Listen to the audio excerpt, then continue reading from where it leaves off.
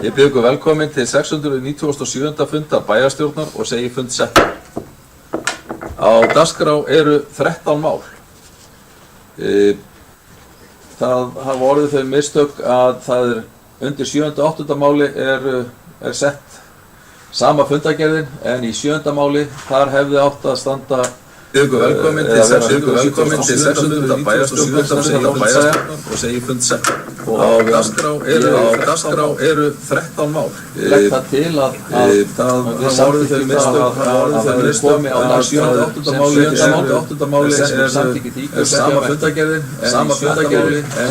máli þar hefði átt að standa velkomin til 600. bæjarstjórnar og segi fund settan. Þessi 13 erindi þar á eru legg það til að samþykkjast og það orðið þau mistök og 7. og 8. máli er sama fundagerðin en í 7. máli þar hefði átt að standa bæjarráð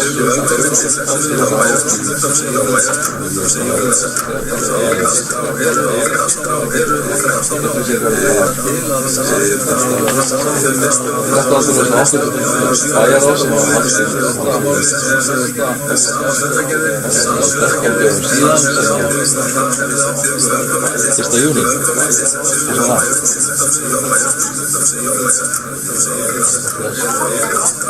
Og orðið er laust í fundagerðina.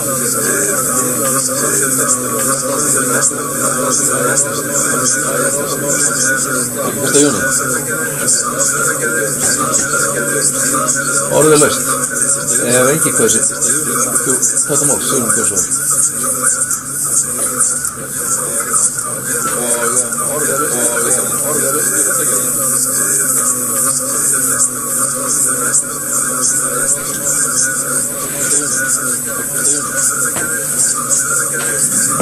Já, þátt þetta kostandi, það sem hann nú er. Ég kynnti fram undir máli nr. 4, fjárhagsáætlun Mosfellsbæjar 2018 til 2021.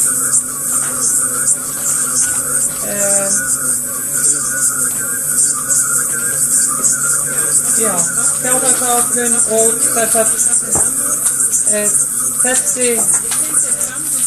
þetta mál fjallar sem sagt að það verið að kynna fjárhagsáætlun fyrir næsta ár eða undirbúning að fjárhagsáætlun fyrir haustið sem fer í garð og íbúahreyfingin sendi bæjarstjóra í aðdraganda þessa fundar fyrirspurn og mig langar aðeins að fjalla hana.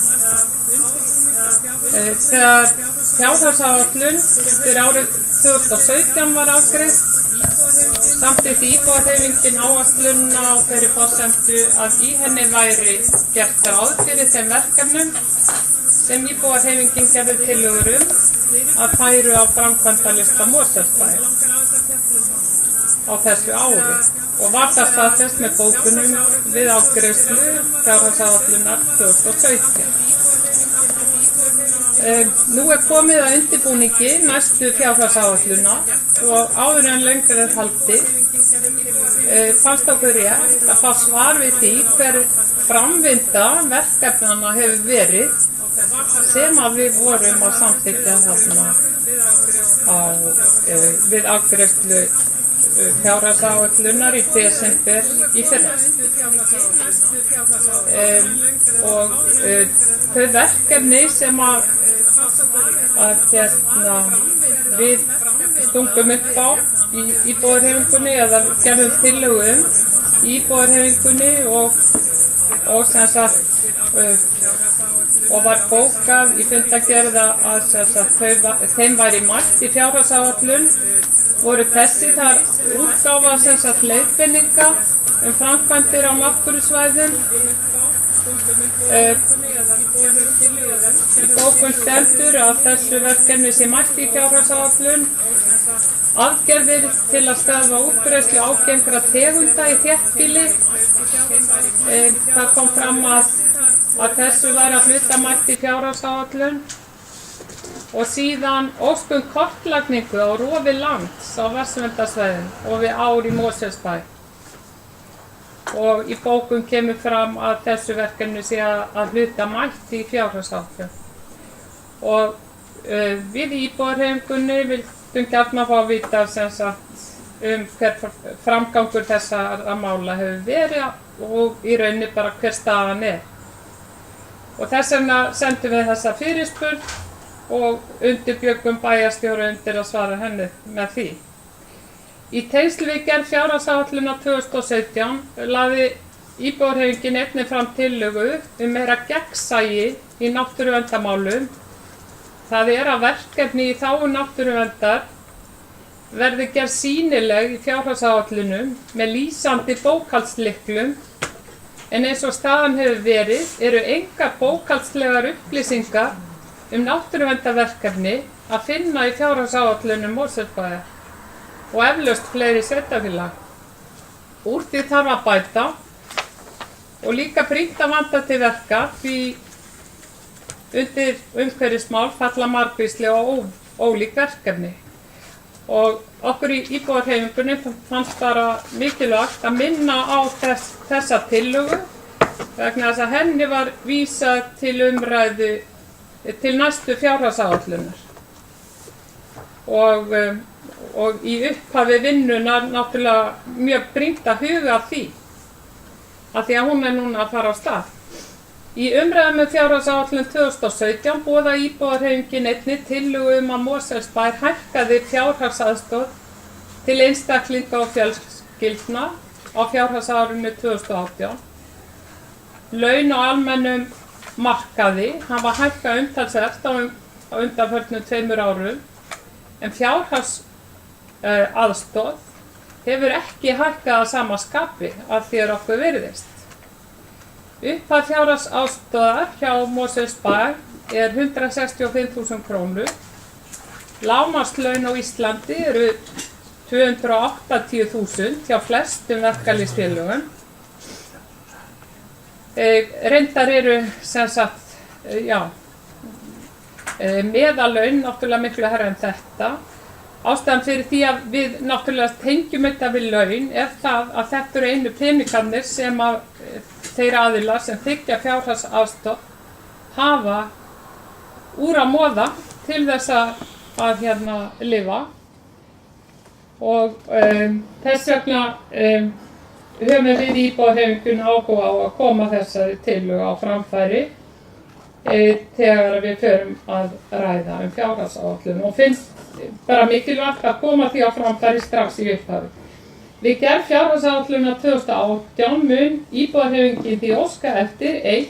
upplýsingum hvernig upphæð fjárhagsaðstoðar er fengin, sem sagt hvað liggur að baki, og 2. í kjölfarið endurskoðun á henni í því augnamiði að hækka framlagið. Og svo að lokum þetta, fyrir stuttu ræddum við óformlega rafræna birtingu bókhalds Mosfellsbæjar á vef Mosfellsbæjar. Reykjavík hefur tekið þetta skref og íbúahreyfingin tekur undir það að við förum í það verkefni og mun leggja til við gerð fjárhagsáætlunar fyrir árið 2018 að Mosfellsbær hefji undirbúning að því að birta bókhald með rafrænum hætti á vef sveitarfélagsins á fjárhagsárinu 2018. Og ég ætla að bókfesta þetta með því að senda honum bókun, honum Sigurði. Og svo voru þau orð. Í ljósi þeirra fyrirspurnar sem kom hérna fram í upphafi máls að með hliðsjón af eðli þeirra fyrirspurnar þá tel ég rétt að það verði óskað eftir umsögn framkvæmdastjóra umhverfissviðs og að hún berist bæjarráði. Þeir sem eru samþykkir þeirri tillögu minni gjörðu svo ekki að merki. Takk fyrir, samþykkt með 9 atkvæðum. Orðið er laust. ég tel rétt að við fáum þessa bókun. Bókun hér búið? Jú, að við fáum bókun að senda og við þurfum þá að meta hlutina, þannig að við gerum fundarfí og höldum síðan áfram með fundin þegar við höfum fengið bókunni. Við hefjum þá fund að 9, annars er við svo vel. Forseti, ég fór að leggja hér fram stutta bókun í framhaldi af bókun íbúðarhreyfingarinnar sem gefur flutt á það. Hún hljóðar svo: í óformlegum umræðum í bæjarráði kynnti bæjarstjóri athugun sína á hugsanlegu kostnaði við að gera bókhald Mosfellsbæjar aðgengilegt með rafrænum hætti á vef bæjarins á svipaðan hátt og gert er í Reykjavík. Allir bæjarráðsmenn og áheyrnarfulltrúar lýstu áhuga sínum á að þessi mál yrðu könnuð nánar og unnið að því að af slíkri birtingu gæti orðið sem fyrst. Því skýtur boðuð tillaga íbúðarhreyfingar í bókun hennar skökku við í ljósi þeirrar samstöðu sem ríkti á fundinum. Ég sendi þetta til Sigurðar. Sigrún, gjörðu svo vel.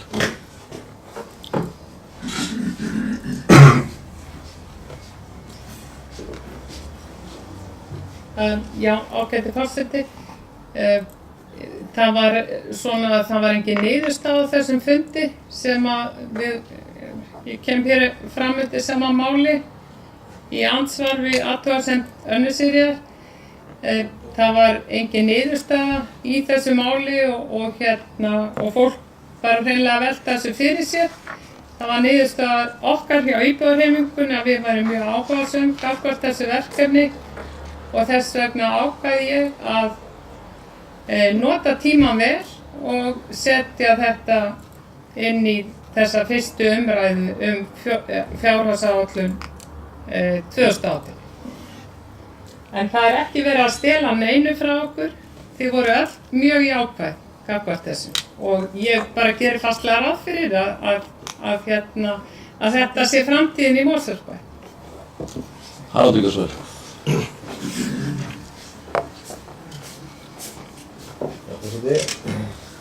Vegna þessa tiltekna mál sem er hérna til umræðum birtingu upplýsingar og bókhaldi bæjarins, þá var það rétt að á bæjarráðsfundi þá sagði ég bæjarráðsmönnum frá því, reyndar ekki undir sérstaklega bókaumlið, maður kannski ætti að gera það í ljósi þessara niðurstöðu eða þessara umræðina, að ég ásamt fjármálastjóra hefðum verið að skoða möguleika á því að birta bókhald bæjarins í heild sinni á vef bæjarins líkt og gert hefur verið bæði í Kópavogi og hluta til Reykjavík.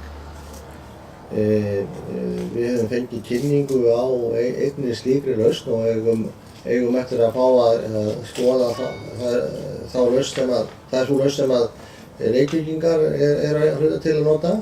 Við höfum eftir að fá kynningu á því hvernig Kópavogsbúar gera þetta tæknilega séð. Það er ekki sama hugbúnaða lausnin sem að þessi tvö sveitarfélög eru að nota.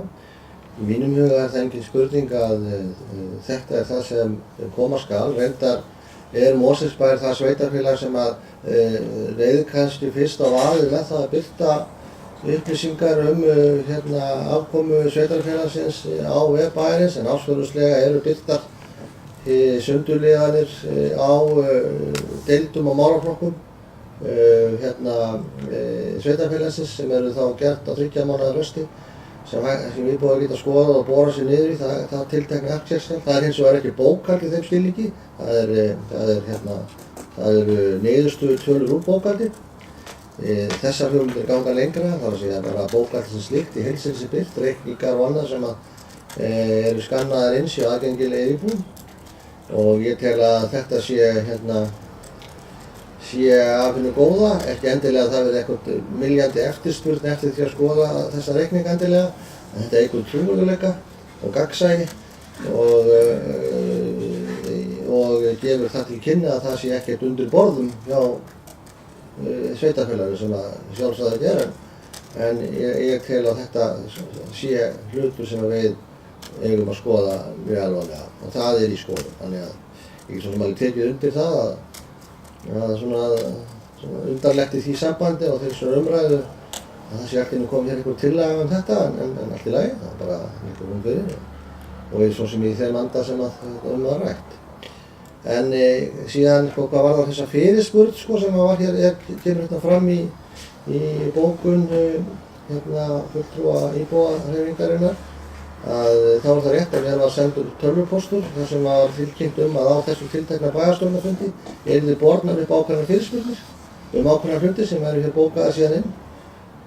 Þegar slíkt þá það bæjarstjórn sem ákveður meðferð þeirra fyrirspurna, ekki bæjarstjórn, og því eðli málsins samkvæmt bæjarstjórn ekki að grípa fram fyrir hendurnar á bæjarstjórn og ákveða meðferð þeirra fyrirspurna. Þetta er þá bæjarstjórn sem hefur svo núna setta í ákveðin farveg. Hins vegar að bæjarfulltrúinn hefur sent bæjarstjórunum sem embættismanni samkvæmt þeim reglum sem þar fyrirspurn þessar upplýsingar, þá var þeim að sjálfsögðu svarað eins og öðrum. En ég vildi bara útskýra þetta af því að þetta bara með þessum hætti að. En ég tel hins vegar að það sé af henni góða ef bæjarstjórnarmenn ætla að bera upp formlega fyrirspurnar á fundum að þeim tilkynnum það fyrirfram. Þannig að ég er þakkláttur fyrir það að það hefur gert. Enda sendi ég það á forseta bæjarstjórnar þar sem hann vissi að því að þessi fyrirspurn myndi koma hér fram. Theodór Björnsson.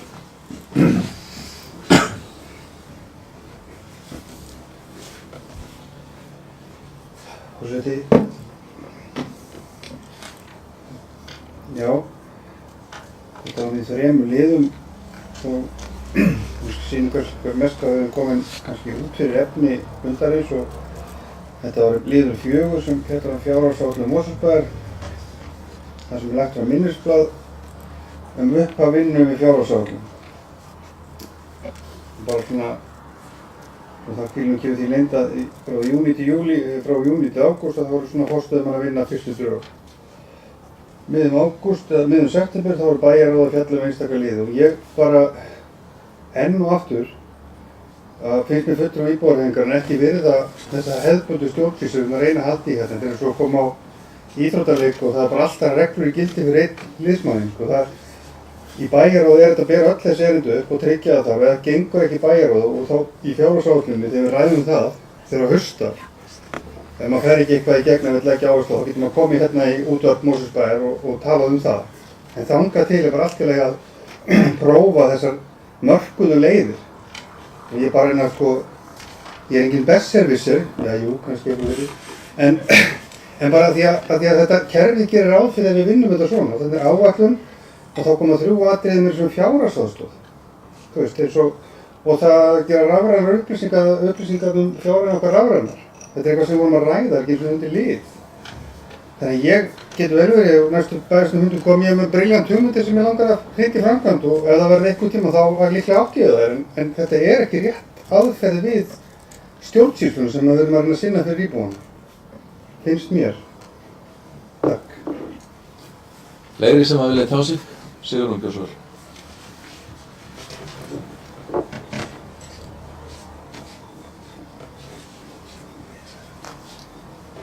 Já, ágæti forseti, mér langar að minna á það, ágæti Theodór, að við höfum hérna sem bæjarfulltrúar samkvæmt lögum fullt málfrelsi.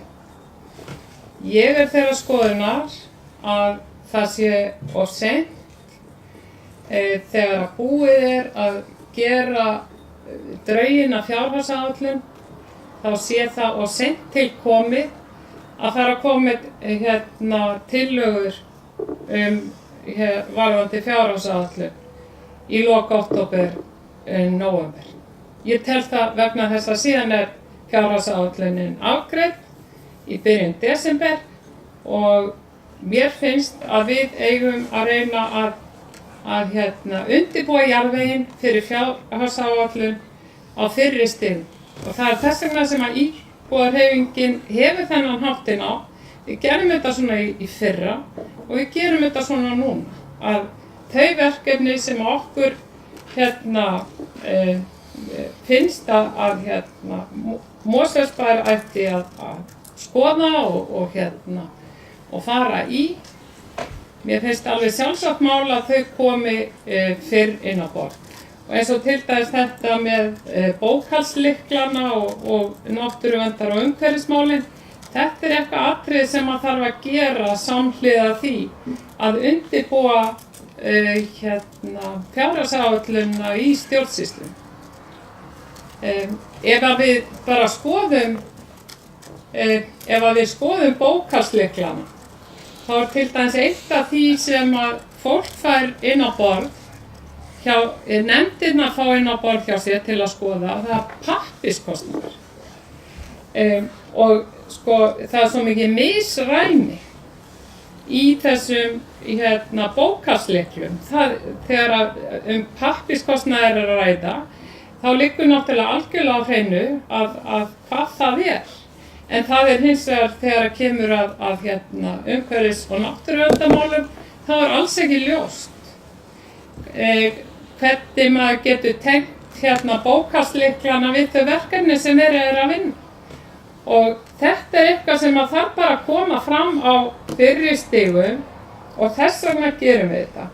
Mér fannst þetta alveg sérstaklega góð tillaga, eða sem sagt, þetta var ekki tillaga hjá honum Haraldi, en umræða sem hann stofnaði til rafrænt bókhald, og mér fannst bara brýnt að láta það koma fram að við í íbúðarhreyfingunni erum hlynnt þessu verkefni.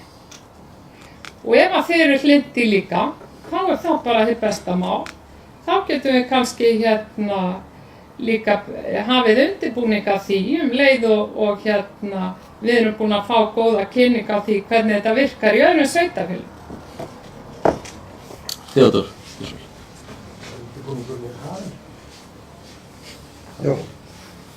Já, ég tek alveg undir með þér, eins og ég var að benda á það, forseti, eins og ég var að benda á það að tillögurnar sem að koma fram hér í fluttu máli bara og svo bókun, það væri eðlilega að þið kæmi fram á fundum bæjarráðs og fengið þá númer til umfjöllunum hér. Það komast hingað líka, það er bara viku seinna í versta falli 2 tæpum. Þannig að það formið, það skortir alltaf á það. Við komum hérna upp eða fulltrúi íbúðarhreyfingarinnar kemur hingað upp og flytur þetta og þetta erindum rafrænar, hvort við getum gett fjárhagsupplýsingar rafrænar, er eitthvað sem við vorum að ræða. Þeir umræður ekkert lokið. Og ef við erum öll sátt þá erum við tilbúið, við vorum að ræða þetta, við vorum öll sammála það. Það var engin ágreiningu eitt en eitt, en málið er ekki eins og með númer eða erindi þannig að eins sem ég segja er það að þessi bókur sem er hér, hún á erindi með bæjarráð. Þar fær hún vinnslu, þar fær hún umræðu, svo endar hún hér í aðra umræðu viljum. Þannig ég veit ekki hvort þú treystir bara ekki bæjarráð til að fjalla það fyrst til að koma með það hingað, heldur það flutt í upphafi hér og við lendum í þessari umræðu, þessu díalógi hérna það mál nr. 4 sem við erum komið langt út úr efnið. Þannig ég held og ég spyr bara forseta mig, höfum við ekki rammað inn það umræðefni sem okkur falið á fundunum í fundagerðunum.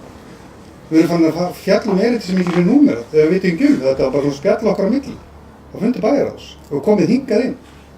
Og þess vegna segi ég það, er ekki allt í lagi að fara með formleg erindi inn í bæjarráð eða nefndir og láta svo birtast hér þar sem við fjöllum það.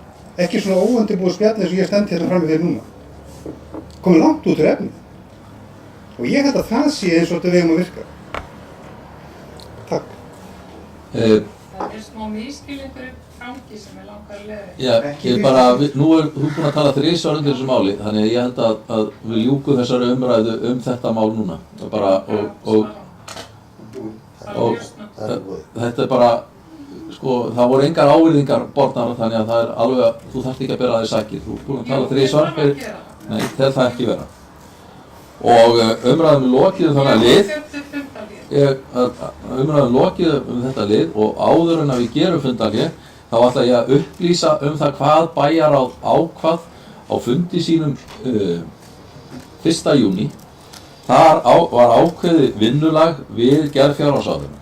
Þar var ákveðið að fjárhagsáætlun ætti að miða við óbreytt þjónustustig frá því sem er seinni hluta þess árs og að forstöðumenn og framkvæmdastjórar leggja ekki til fjölgun stöðugilda né fjármögnun nýrra verkefna eða aukinna þjónustu með sérstöku samþykki bæjarstjóra og fjármálastjóra, áætlun launa miðað við gildandi kjarasamninga, áætlun annars kostnaði við spárum breytingu verðlags og gildandi samninga og fyrstu drög að fjárhagsáætlun skulu miða við gildandi gjaldskrár og óbreytta innri húsaleigu.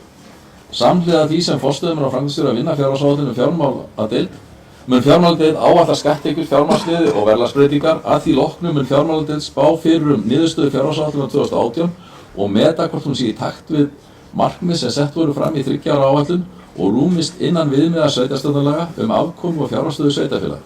Í framhaldi af því mun bæjarráð geta metið þörf fyrir frekari hagræðingu, breytingar á þjónustigi og gjaldskrám. Það það sem á að gerast eftir að þessi fyrstu drög liggja fyrir.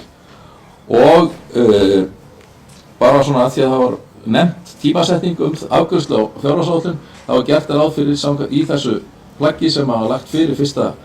júní og var samþykkt af bæjarráði að seinni umræðu fjárhagsáætlun fari fram í bæjarstjórn 29. nóvember. Ef við gerum fundarhlé. Já, sko, mér langar að skilja. Við hefum þá fund að nýju og orðið laust önnur dagskráraatriði bæjarráðs frá 1308. fundi frá 1. júní, orðið laust. Ef fleiri kveða sér ekki ljós, þá umræðin lokið þeir sem að ertu að biðja orðið? Já. Já, gjör svo vel.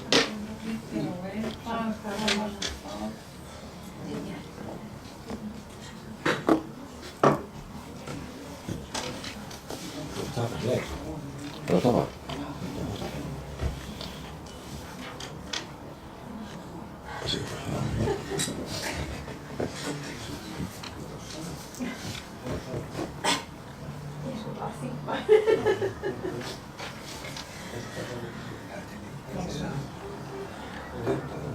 Nei, heyrðu, ég ætla að sleppa því. Nú þá ekki fleiri sem æskja þess að taka máls. Þeir sem að staðfesta fundargerðina gjörðu svo ekki að merki.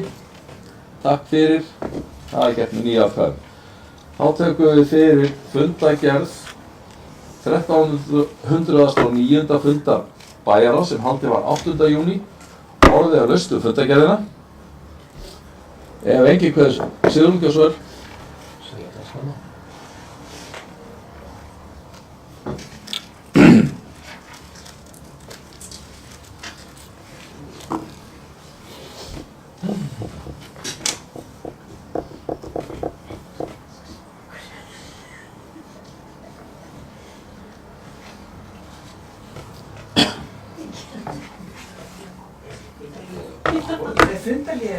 Nei, Sigrún óskaði eftir að taka til máls og vera á leiðin í pontu eins og ég skilja. Já, býttu alltaf takk. Ég það ekki bara að gera fundarhlé? Nei, hún að standa upp, eða það ekki, sýnist það.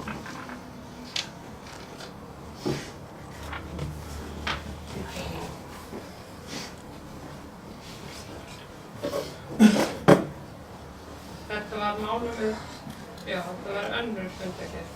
Okay.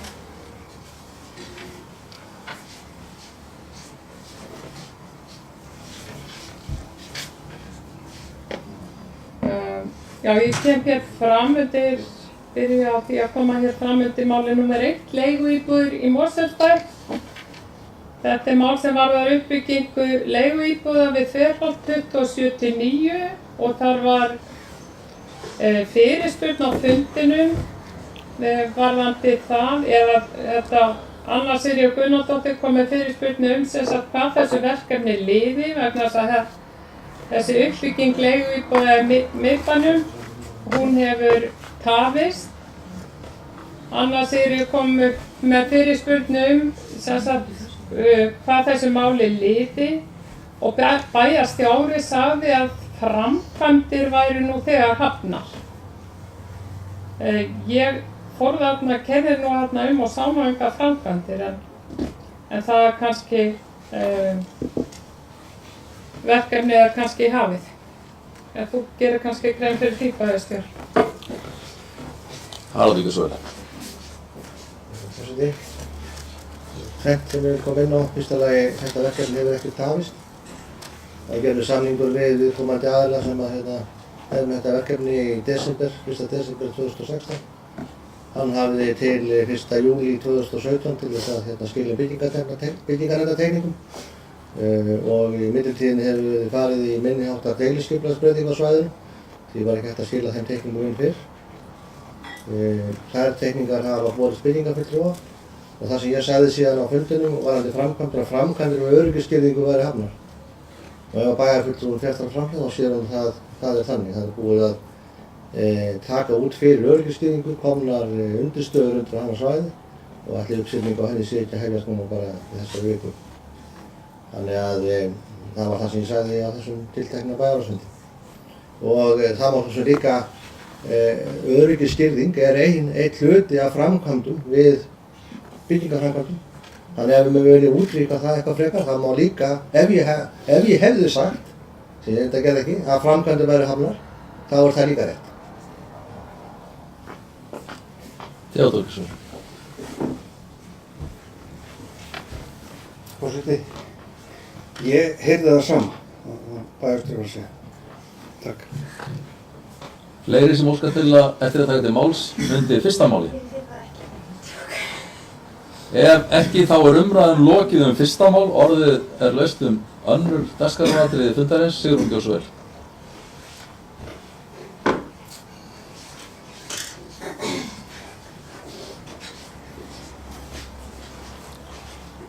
Já, ágæti bæjarforseti, ágæti forseti. Ágæti forseti, ég kem hér fram undir máli númer 4, Seljardalsnáma. Þetta rosalega fyndið, en sem sagt, ég ætla aðeins að tjá mig þetta mál. Það þannig að á síðasta fundi bæjarráðs var lögð fram tillaga að farið var í vinnu við umhverfismat vegna Seljardalsnámu. Síðasta umhverfismat var framkvæmt árið 2014 og nú stendur til að halda jafnvel áfram efnistöku þarna og þess vegna þarf nýtt umhverfismat. Íbúahreyfingin ekki sammála því að það sé yfirleitt farið í að meta umhverfisáhrifin vegna þess einfaldlega að það liggur ekki fyrir að Mosfellsbær muni beita sér fyrir því að veginum verði almennilega viðhaldið þannig að þetta ástand sem ekki gott fyrir íbúana verði þó eitthvað þolanlega. Og það sem ég bókaði íbúahreyfingin gegn þessu máli. Og bókunin hljóðar svo, með leyfi forseta. Bæjarfulltrúi íbúahreyfingarinnar leggst gegn áframhaldandi efnistöku í Seljardalsnámu og þar af leiðir nýju umhverfismati. Engin áhugi hefur verið fyrir því að viðhalda veginum milli Nesjavalla og Hafravatns, þrátt fyrir óskir íbúa þarum, en vegna þungaflutninga til og frá námunni hefur ástand hans verið afleitt og til stórfelldra óþæginda fyrir íbúa. Umhverfisúttektir hafa hingað til, og umhverfismat reyndar líka, hafa hingað til heldur ekki megnað að verja hagsmuni íbúa, hvorki hvað varðar áhrif þungaflutningana, né önnur óþægindi sem af efnistökunni hljótast fyrir þá. Og það ásamt áðurnefndu ástandi vegarins tilefni þess að íbúahreyfingin telur ekki ástæðu til að fara út í þetta umfangsmikla verkefni. Það náttúrulega heilmikil vinna sem felst í því að vinna umhverfismat sem kostar skattgreiðendur mikla peninga að sjálfsögðu. Og okkur finnst bara engin ástæða til þess að fara út í svona rannsókn án þess að það sé tryggt að íbúarnir verði fyrir sem minnstu ónæði af þessum framkvæmdum.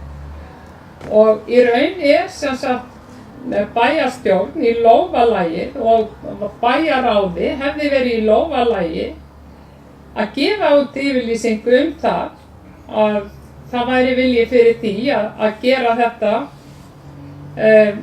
ef til þess kemur að þarna verði haldið áfram efnistöku. Ef til þess kemur að gera þetta þolanlegra fyrir íbúana einhvern veginn finnst mér að það ætti engin fyrirstaða að vera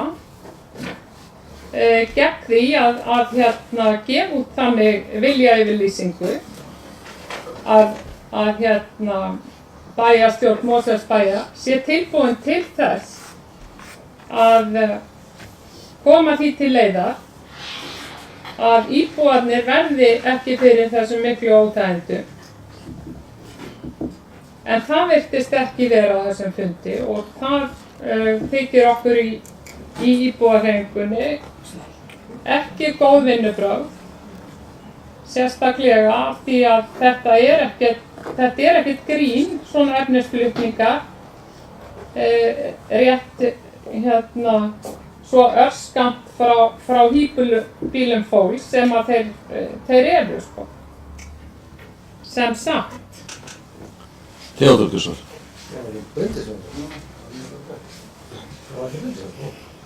Forseti.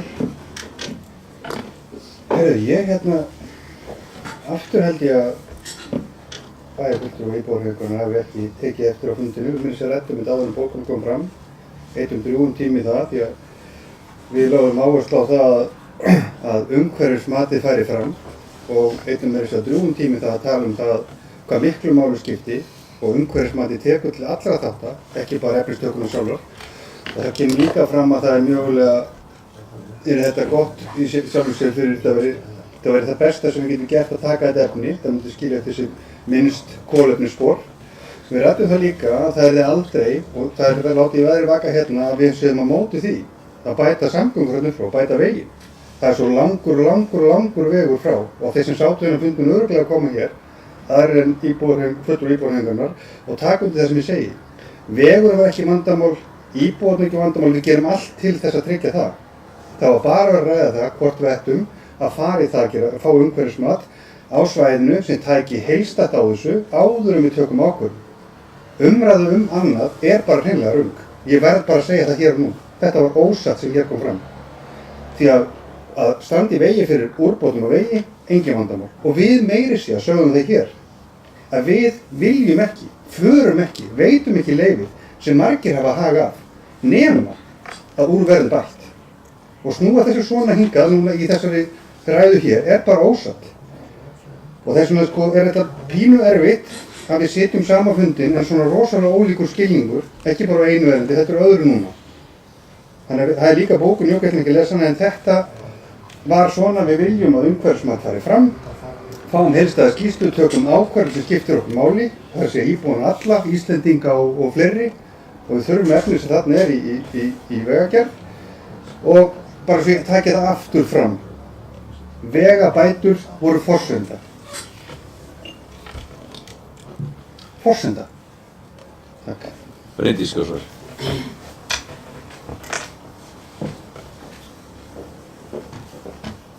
Virðulegur forseti, ég tek til máls undir þessu sama máli. Við varum reyndar ekki á umræddu bæjarráðsfundi en þetta málefni hefur verið hér til umræðu allnokkur sinnum, bæði á vettvangi bæjarráðs, bæjarstjórnar og skipulagsnefndar og jafnframt umhverfisnefndar líka held ég. Þannig að ég held að bæjarfulltrúar allir ættu að þekkja málið býsna vel. Þarna hefur verið vinnsla, henni var lokað vegna þess að það var í rauninni búið að vinna það efni sem að leyfi gerðu ráð fyrir að mætti vinna úr námunni.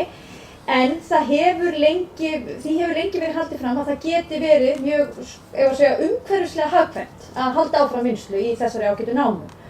Og í ljósi áhuga aðila á að vinna það áfram að þá óskaði Mosfellsbær eftir því að Jón Haukur Steingrímsson jarðfræðingur tæki saman minnisblað og gerði úttekt á stöðu þessara vinnu og stöðu námunnar og hvað væri mögulega hægt að fá út úr henni og hvort að það væri skynsamlegt að vinna það.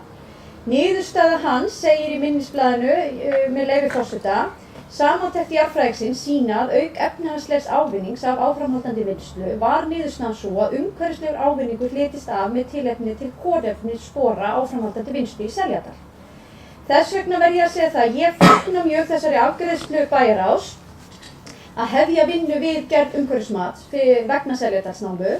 Umhverfismat er það faglega ferli sem að við eigum til að leggja mat á það hvort að það sé skynsamlegt að fara út í svona vinnu. Þar tekið á öllum þáttum, líka þeim þætti sem að bæjarfulltrúi Sigrún Pálsdóttir kom inn á hér áðan varðandi aðkomu að námunni og ég efast ekki það í 1 mínútu að ef að til þess kæmi, ef að þetta umhverfismat kemur jákvætt út og það talið ástæða til þess að fara að vinna þarna meira út úr þessu námi, þá verði jafnframt tekið á því að það þurfi að bæta þennan veg.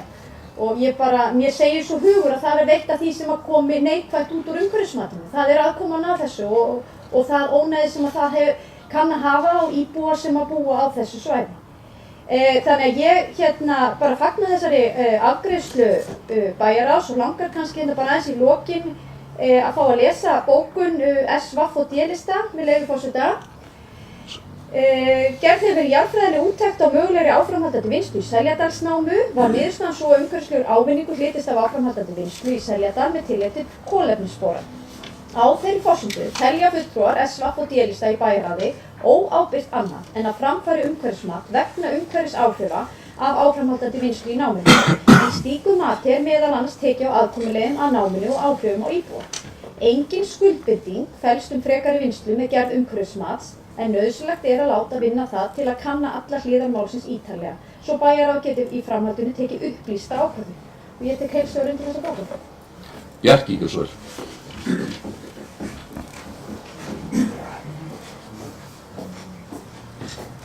Forseti og ábyrgður tilhörður, ég kem fram upp hérna undir sama máli.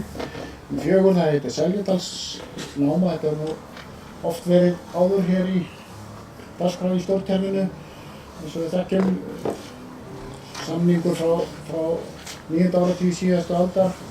Hann útrunninn, var nú barnsins tíma og síðan var spurning framlengingu á samningnum og þetta er líka framkvæmdaleyfi en það var ákvörðun að skoða málið betur og það var gert með þessari skýrslu sem var til hérna áðan. Þetta mál hefur margar hliðar. Eitt af því vegurinn sem alls ekki nógu góður og þá vil ég nú meina allan veginn, ekki bara að Hafravatni eins og kemur fram í bókun íbúahreyfingarinnar heldur alveg hérna frá Skyggni og alveg sem sagt út af Nesjavallaveg. Það keypt þarna ekið úr námunni á Suðurlandsveginn og vissulega það bæði hérna rykmengun og hávaði af slíkum þungaflutningum og það hefur líka verið að dagskrá. Munurinn á annars vegar afstöðu SVF og D-lista og hins vegar M-lista þá að íbúahreyfingin vill stansa hér og ekki, þetta snýst sem sagt hvort það eigi að fara að skoða hlutina áfram. Þá kemur til hérna sögur svokallað umhverfismat. Þar eru allir þættir skoðaðir. Þar á meðal vegurinn og hvaða áhrif það hefur á umhverfið og búsetuna þarna. Kannski verður það lausnin á þessum vegamálum, við vitum það ekki, en það gerist nú lítið hérna í þessu máli ef ekki verður farið neitt mat eins og bæjarfulltrúi og íbúahreyfingarinnar vill gera og kemur hérna skýrt fram líka á fundinum. Fleiri þættir, þetta vaxandi útivistarsvæði, notkun á útivistarsvæði, skóglendi og gönguleiðir þarna upp í Seljadal. Eitt hluti af þessu sem ég hef haft hérna gegnum tíðina mikla skoðunar á Stuðlaberg sem kom í ljós eftir að vinnsla hófst og voru miklar umræður hvernig væri hægt að varðveita það að hluta til og hérna það var mjög sérkennilegt mál, það var ekki Stuðlaberg þegar vinnslan hófst, það var svona ósnert land, síðan kemur það í ljós og var engin ákvæði það í samningnum. Stuðlabergi kom og Stuðlabergi fór. Við hefði kannski átt að taka betur á þeim málum en það verður nú eitt af því sem verður skoðað í þessu umhverfismati. Það verður horft til allra átta í þeim efnum og síðan kemur bara málið aftur til kasta bæjaryfirvalda og þá verður málið skoðað í framhaldinu.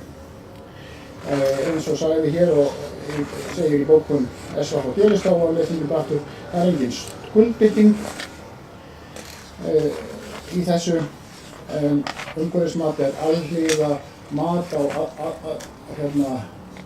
öllum þáttum umhverfisáhrifum þar á meðal áhrif á fyrir lífsgæði íbúana sem þarna búa. Og ég er hlynntur því að þetta verði skoðað en það verði ekki stansað hér. Það er fleiri þættir sem búið að nefna hérna eins og mörguleiti er þetta mjög að marga hliðar á þessu svona umhverfislega séð eins og hér hefur rakið. Og þetta er mjög að því að sérfræðingar telja verðmætt efni. Takk fyrir. Sigurður Gjörsvær.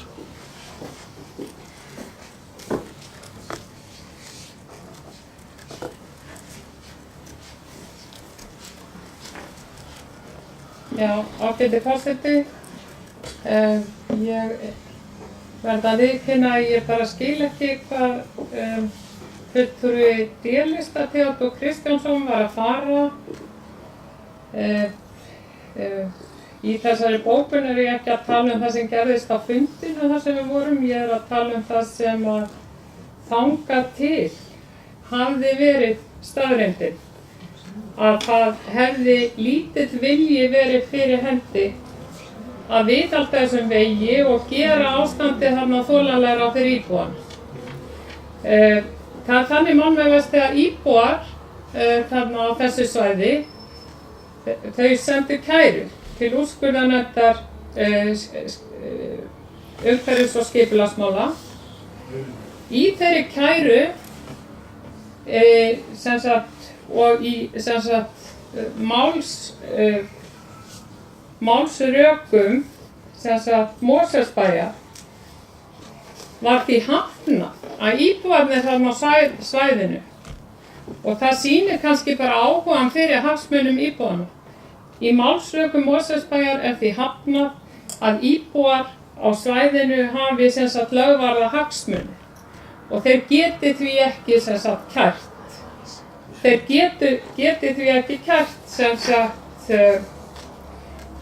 þessar framkvæmdir við á þeim tíma þessa óleyfisnáma af því að náman var ekki með starfsleyfi. Mig langar að lesa hérna stuttan kafla íbúarnir haldaði fram að þeir hafi lögvarða hagsmuna að gæta. Mosfellsbær heldur hins vegar fram að svo sé ekki. Og hér segir á blaðsíðu 2 í þessum úrskurði af hálfu sveitarfélagsins með leyfi forseta. Úr hvaða úrskurði? Hvað er það? Úrskurðarnefndar skipulags- og byggingamála. Þar sem að íbúar á þessu svæði eru að kæra Þetta er alveg óskylt mál. Nei, þetta er alls ekki óskylt mál. Þetta snýst efnistökuna þarna. Þetta snýst efnistökuna og þetta snýst það að hér áður fyrr, þegar verið var að taka efni þarna áður frá, þá sýndi Mosfellsbær engan áhuga á því að koma hlutunum í lag þarna. Vegurinn var í hrikalegu ástandi og það var ekkert gert. Sigrún. Og að því gegnu Hafsteinn, þá segir íbúahreyfingin, við höfum slæma reynslu, fólkið þarna hefur slæma reynslu að samskiptunum við Mosfellsbæ út af þessari efnistöku og þess vegna teljum við að það sé engin ástæða til þess að fara í annað umhverfismat sem mögulega geti leitt til þess að þarna verði haldið áfram efnistöku. Hér til umfjöllunar er einungis ákvörðun mat á umhverfisáhrifum. Ég er að fara rök fyrir mínu máli. Það sem er á dagskrá þessa fundar er einungis að það fari fram fengi fagaðilar til þess að vinna umhverfismat þar sem að allir þættir þessa máls verði skoðaðir. Jafnt þessi gögn sem þú ert að vitna til og annað það sem að kemur til álita við það að hvort að þarna sé heppilegt að hefja efnisvinnslu að nýju. Þannig að það er bara verið að búa til faglega forsendur til þess að taka umræðu hér á þessu vettvangi að fengnu þessari faglegu vinnu ráðgjafa sem að vera fengni til þess að vinna þetta verkefni. Já, ágæti forseti. Það er þannig mál með vexti að þessu er íbúahreyfingin að hafna og Við viljum ekki bara hafna því, heldur við viljum færa rök fyrir því af hverju við höfnum því. Og við höfnum því að gefinni fyrri reynslu íbúar þurftu að kæra sveitarfélagið fyrir úrskurðarnefndinni. Mosfellsbær heldur því fram að þeir séu ekki einu svona hagsmunaaðila, en það stendur bara hér í þessum úrskurði að úrskurðarnefndin hún blási á þá staðhæfingu. Eða hún orðaði reyndar ekki þannig. Hún segir að það blasi við. Það blasi við að kærendur eiga lögvarða hagsmuni. Það blasir við, segir úrskurðarnefndin. Og að gefinni þeirri forsendu þá að Mosfellsbær sýndi þessu máli engan áhuga á sínu tíma eða reyndi ekki að gera íbúum þarna á þessu svæði lífið þolanlegra, þá leggur íbúahreyfingin til að það verði ekki farið út í þetta umhverfismat. Anna Sigríður Gjörsvall.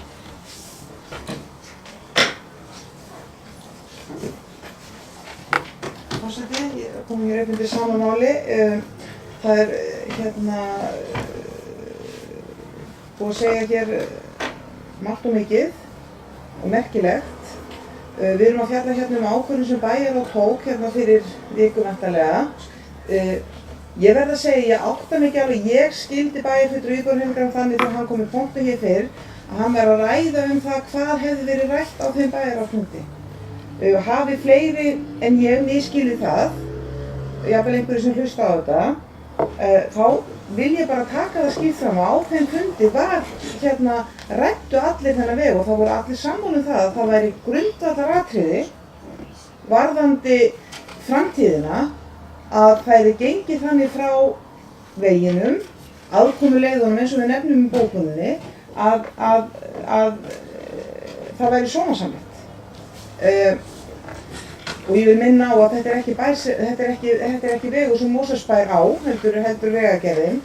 Þannig að ef þetta er misskilningur og bæjarfulltrúi íbúahreyfingarinnar var ekki að vísa til umræðu í bæjarráði, þá er það bara gott, vegna þess að það var sannarlega í bæjarráðinu rætt vítt og breitt þetta og vegurum var ræddur og það voru allir sammála það að ef einhvern tímann í framtíðinni ætti að fara að gera eitthvað þá væri það frumskilyrði að það væri sinnt þennan veg.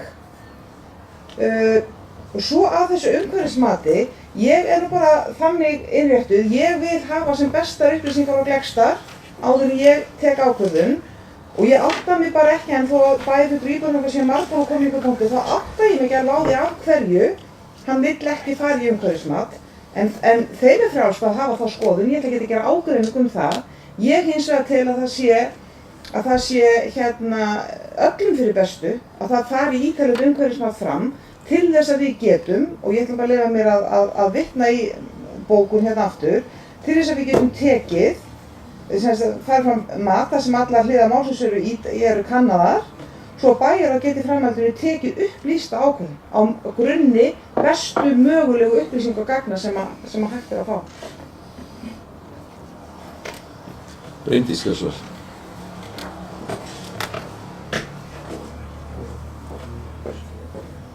Virðulegur forseti, bæjarfulltrúi Sigrún Pálsdóttir tók hér í þessu máli að vísa til úrskurðarnefndar umhverfis- og auðlindamála og hún var þar að fjalla úrskurð sem er númer 118 frá árinu 2014 þar sem að íbúar í námunda við Seljadalsnámu fóru fram á að stöðvað yrði framkvæmdir í námunni sem var þá bráðabirgðaleyfi til að klára þarna efnisvinnslu. Og mér finnst þá full ástæða til þess að það er verið að ræða þennan úrskurð hér að það sé þá kannski rétt með farið og svo það sé upplýsandi fyrir þá sem að kunna að vera að hlusta málið að úrskurðarnefndar eru þannig að hafna kröfu kærenda stöðvun framkvæmda til bráðabirgða. Og þessi orð sem að hún taldi úrskurðarnefndina vera að fjalla hvort lögvarða hagsmuni að ræða eða ekki, sé ég ekki tekið á með neinum hætti í þessum ágæta úrskurði. Niðurstaðan er einfaldlega sú að úrskurðarnefnd hafnaði kröfu kærenda. Mosfellsbær að sjálfsögðu gætir hagsmuna sinna þegar svona kæra fer til úrskurðarnefndar og það að hvort lögvarða hagsmuni sé að ræða, held ég að sé nú kannski svona lögfræðilegt máltæki og ég held að flestir geti áttað sig á því að íbúar á svæðinu kunna hafa skoðun og sjónarmið þegar kemur að svona framkvæmdum og auðvitað frjálst að hafa þá að koma þeim á framfæri. En við erum ekki hér að ræða þennan úrskurð eða þær framkvæmdir sem áttu sér stað á árinu 2014, heldur erum við núna að ræða það hvort að fram eigi að fara umhverfismat mögulega áframhaldandi vinnslu í þessari námu. Og ég verð að segja það að mér finnst það sérkennilegt, svo ekki sé dýpra í árinni tekið, að bæjarfulltrúi telji það ekki forsvaranlegt að fara í það faglega ferli að hefja umhverfismat vegna þess að einhvern tímann áður höfðu íbúar kært einhverja framkvæmdir til úrskurðarnefndar þar sem úrskurðarnefndin tók ekki undir kæru viðkomandi íbúa. Ég verð að segja það, mér finnst það ekki faglegt. Ég styð heilshugar afgreiðslu bæjarráðs á þessu máli og þetta umhverfismat fari fram. Mér finnst meiri hagsmunir af því og við þurfum alltaf að huga hagsmunum fyrir heildina, ekki hagsmunum einstaklinga eða einstaka íbúa. Og það hafa verið færð fyrir rök fyrir því að það sé umhverfislega skynsamlegt og hagkvæmt að stunda þarna vinnslu áfram. Við vitum það þó ekki nákvæmlega, þess vegna viljum við fara í þetta formlega ferli og faglega ferli sem umhverfismat og ég styð það heilshugar. Einhver örstutt athugasemd eða búin að ræða tvisvar málið? Já, það bara komið frá rangar upplýsingar og ég var að koma því að framfæri. Og í hverju felast þessar röngu ávirðingar? Þær felast í því. Ef það bera ávirðingar að þér, þú einhver segir eitthvað sem ekki rétt í punktu, þá það ekki þar með að þú þurfa að bera þér ávirðingar? Jú, ég þarf að bera með það ávirðingu að það sé ekki minnst á það í úrskurðinum að íbúar eigi ekki lögvarinn á hagsmunagæslu. Ég þarf að bera það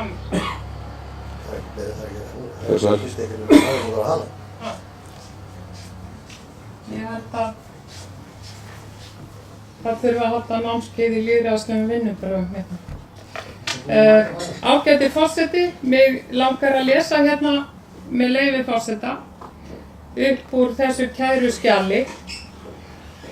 Málsrök sveitarfélags stendur hér á blaðsíðu 2 í þessum úrskurði.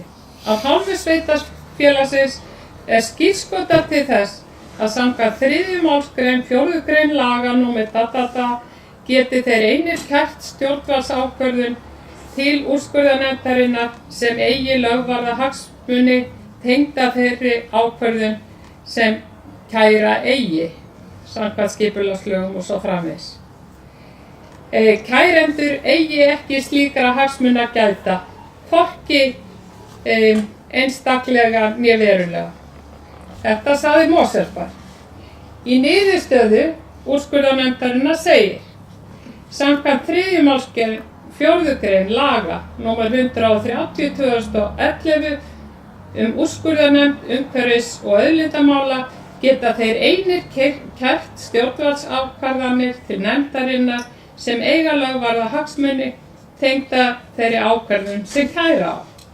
Kærendur ýmist eiga eða eru íbúar fasteigna sem standa flestar við Hafravatns og Nesjavallaveg og fer meginþungi umferðar vörubifreiða vegna hinnar umdeildu efnistöku þá vegi. Blasir við að kærendur eiga lögvarða hagsmuni tengda hinni kærðu ákvörðun og skiptir ekki máli í því sambandi að efnistaka á námunni hafi átt sér stað áður. Þetta segir í þessum úrskurði og það alveg kýrskýrt að ég var ekki áðan að tala þennan úrskurð eða niðurstöðu hans, eða sem sagt ég var að tala úrskurðin en ég var ekki að tala niðurstöðu hans. Ég var einvörðungu að tala það viðhorf eða þá meðferð sem að íbúarnir hlutu og einmitt að Mosfellsbær, hann gekk svo langt að hafna því að fólki sem býr þarna hefði lögvarinna hagsmuna gæta. Það er ansi langt gengið að hafna því að fólk hafi lögvarinna hagsmuna gæta. Ástand vegarins var hræðilegt í öll þessi ár og gekk svo langt að sumir foreldrar ákváðu að fara með börnin sín í skóla til Reykjavíkur til þess að þurfi ekki að aka inn í Mosfellsbæ eftir þessum vegi.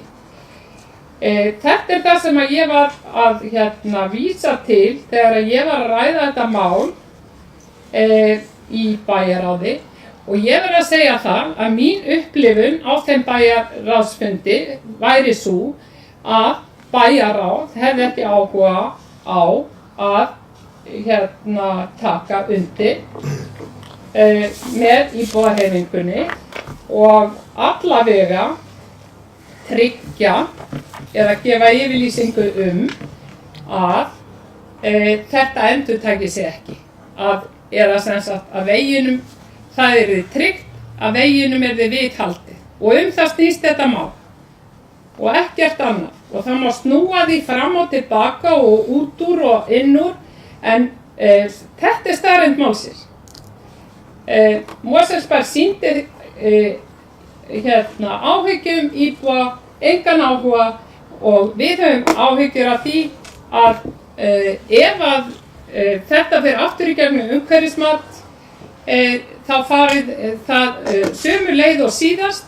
Umhverfismatið tók ekkert almennilega á því hvaða áhrif þetta hafði á íbúana. Umhverfismatið 2014 tók ekkert almennilega á því hvaða áhrif þessi rosalegu þungaflutningar hefðu á fólki sem byggja og sumarhúsa fólk og svo framvegis. Og og til hvers þá að gera annað umhverfismat? Og af hverju ekki þá einfaldlega lýsa því yfir að Mosfellsbær muni gera allt sem í hans valdi stendur ef að til framkvæmda kemur eftir þetta umhverfismat til að tryggja að veginu verði viðhaldið, þannig að íbúum líði þarna ekki eins og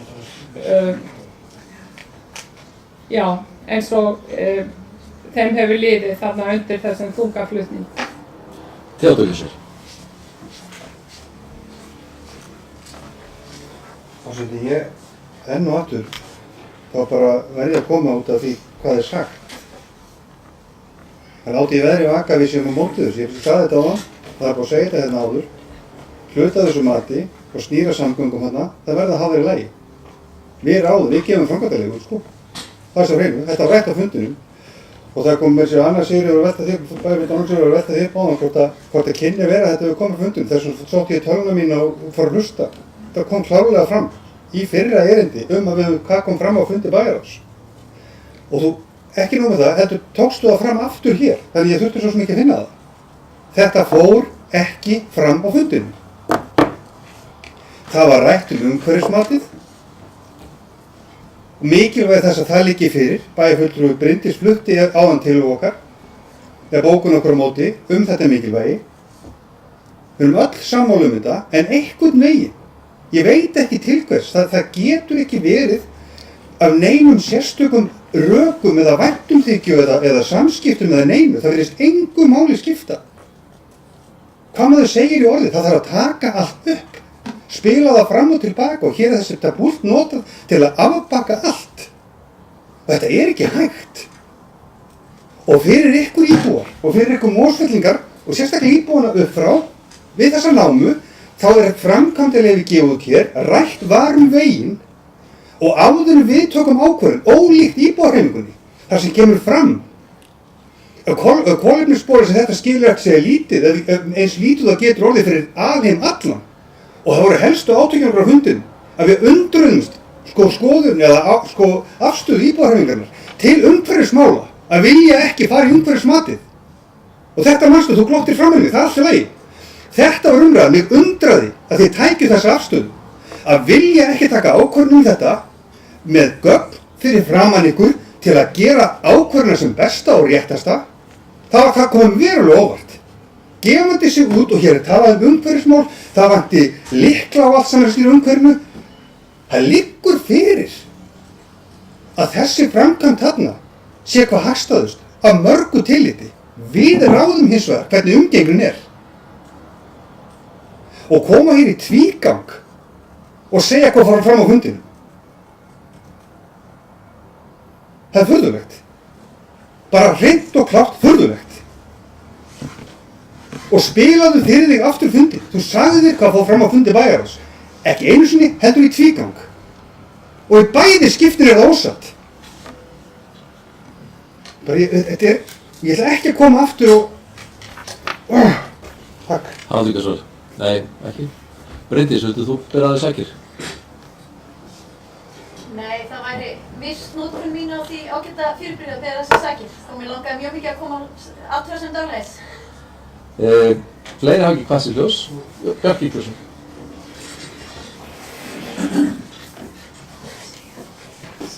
Já, forseti og ágæti bæjarfulltrúar. Ég tel nú að séu nú mála linni með þetta ágæta mál. En nú aftur að hugsa yfir starfsaðferðum bæjarfulltrúa íbúðarhreyfingarinnar. Þetta byrjar yfirleitt á bæjarráðsfundum þar sem hún svona tekur einn lið málsins fyrir og haslar sér öll með bókum. Eins og hérna, ég er með orðið hérna, eins og hérna kom hérna fram á hann. Ekki að tala eitt annar, bara að málið er ómögulegt út af einu þættinum sem vissulega góður gildur og það vegabætur eða skulum við segja á þessu stígi málsins af því að væntanlega fer þetta í umhverfismat.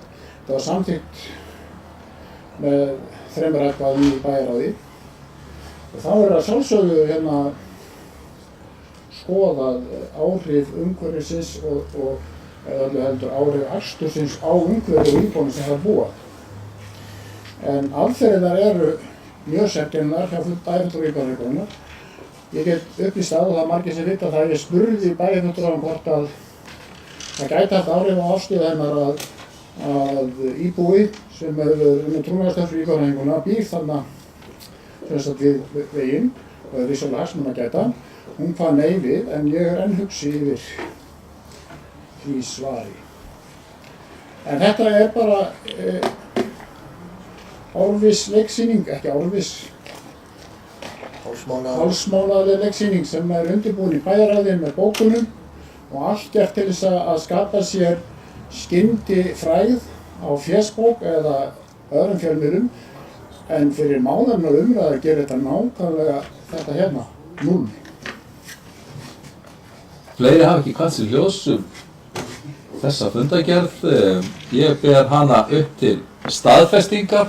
Þeir sem að staðfesta fundagerðina gjör svo gefa merki. Takk fyrir og hún er staðfest með 9 atkvæðum, er það ekki? Já, það liggur ljóst fyrir að íbúðarhreyfingin er ekki með þessu Seljadalsnámumáli. Það kom alveg skýrt fram í bókun í bæjarráði sem fylgir málinu. Já. Og bókast, það kemur alveg fram eins og fundagerðin. Þannig að ég er ekki að samþykkja það mál.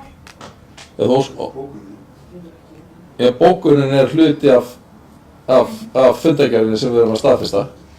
Þín bókun er hluti af því og það kemur skýrt fram hver þín afstaða er. Er það ekki?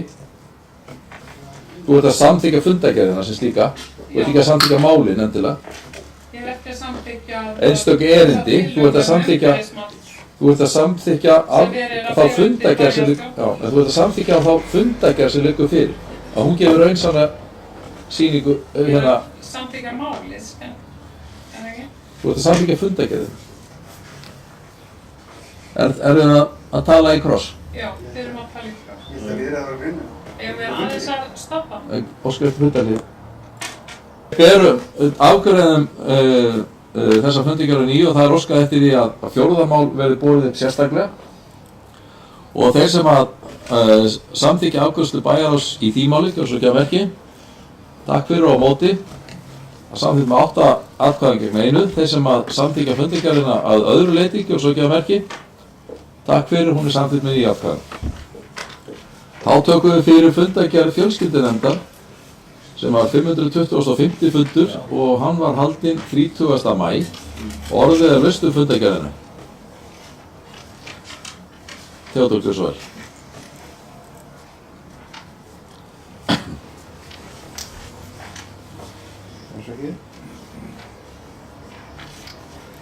Heyrðu, ég já, fjölskylduverndar, það voru kannski að því undanfara því að 3 af þessum málum okkar voru svona, kannski í vinnslu, að þá leyfði mér í undanfara fundarins okkar hér að senda ykkur efni til upplýsinga það og ég kem þá að því kannski síðar. Mér langaði bara að segja það, kannski helst þar að frétta að það hefur verið gefin út ársfjórðungsskýrsla í nefndinni mjög lengi og við erum að reyna að bæta hana upplýsingarnar í henni fyrir okkur öll sem þessi málaflokk fjallar og þið fengu drauginn sem að við að vinna, kannski ekki með löngum fyrirvara, en nefndarfólkið okkar er vel upplýst og kannski mér langar eða ef þið hafið hug á því líka eða viljið fá að vita eitthvað meira, þið kannski langar það kannski ítreka í þið komið þeim ábendingum bara til okkar í gegnum þá nefndarfólkið eða eitthvað, en svona öllu, bara í stuttu máli þá er nefndin bara mjög virki þessari umræðu áskýrsluna og þau gögn sem þar er að koma fram og kannski er endurspegla það sem við höfum að ræða. Mér langaði bara að nefna það, öðru leyti er kannski ekkert sérstakt að frétta af síðasta fundi okkar. Takk fyrir. Takk fyrir. Anna Sigrún.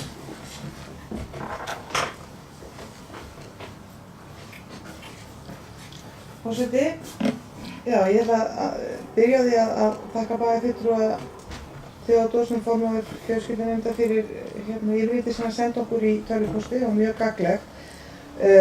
Það sem að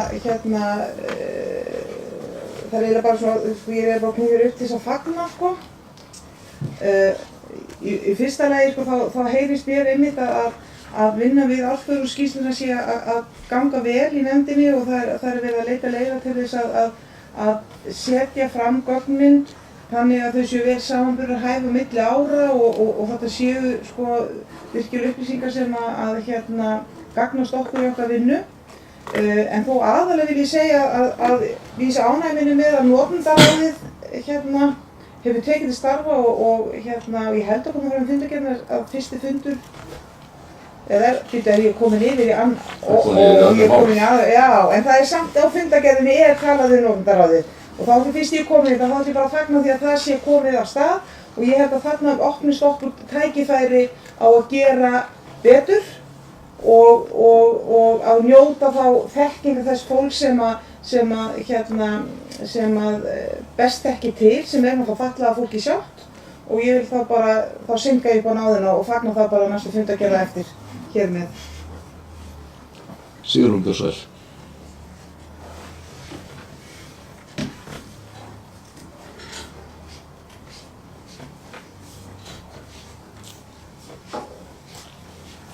Já, ágæti forseti, ég kem hér fram undir máli númer 2, okkar Mosó. Á fundinum sem sagt voru lagðar fram tillögur eða sem sagt lagðar fram til kynningar hugmyndir íbúa úr lýðræðisverkefninu okkar Mosó sem fram fór í íbúakosningu og það kom fram á fundinum og það langar mig að gera að umræðefni að þetta er persónugreinanlegt ferli og þessar tillögur, sko, það er sem sagt í minnisblaðinu kemur fram sem sagt frá hverjum tillögurnar koma og svo framvegis og ég velti fyrir mér og íbúahreyfingin velti því fyrir sér hvort að það sé rétt að standa þannig að hluta að það sé hægt að persónugreina hvaðan tillögurnar koma sem þeir eru að fjalla vegna þess að við búum í litlu samfélagi og engin ástæða til þess að það sé hægt að rekja það eftir persónu hvaðan góðar tillögur koma, myndi ég að segja. Og það væri fróðlegt að vita hvort að Reykjavík gerir þetta með sama hætti og hins sveitarfélögum sem eru með þetta. Að Þetta er allavega svona mál sem er umhugsunarvert.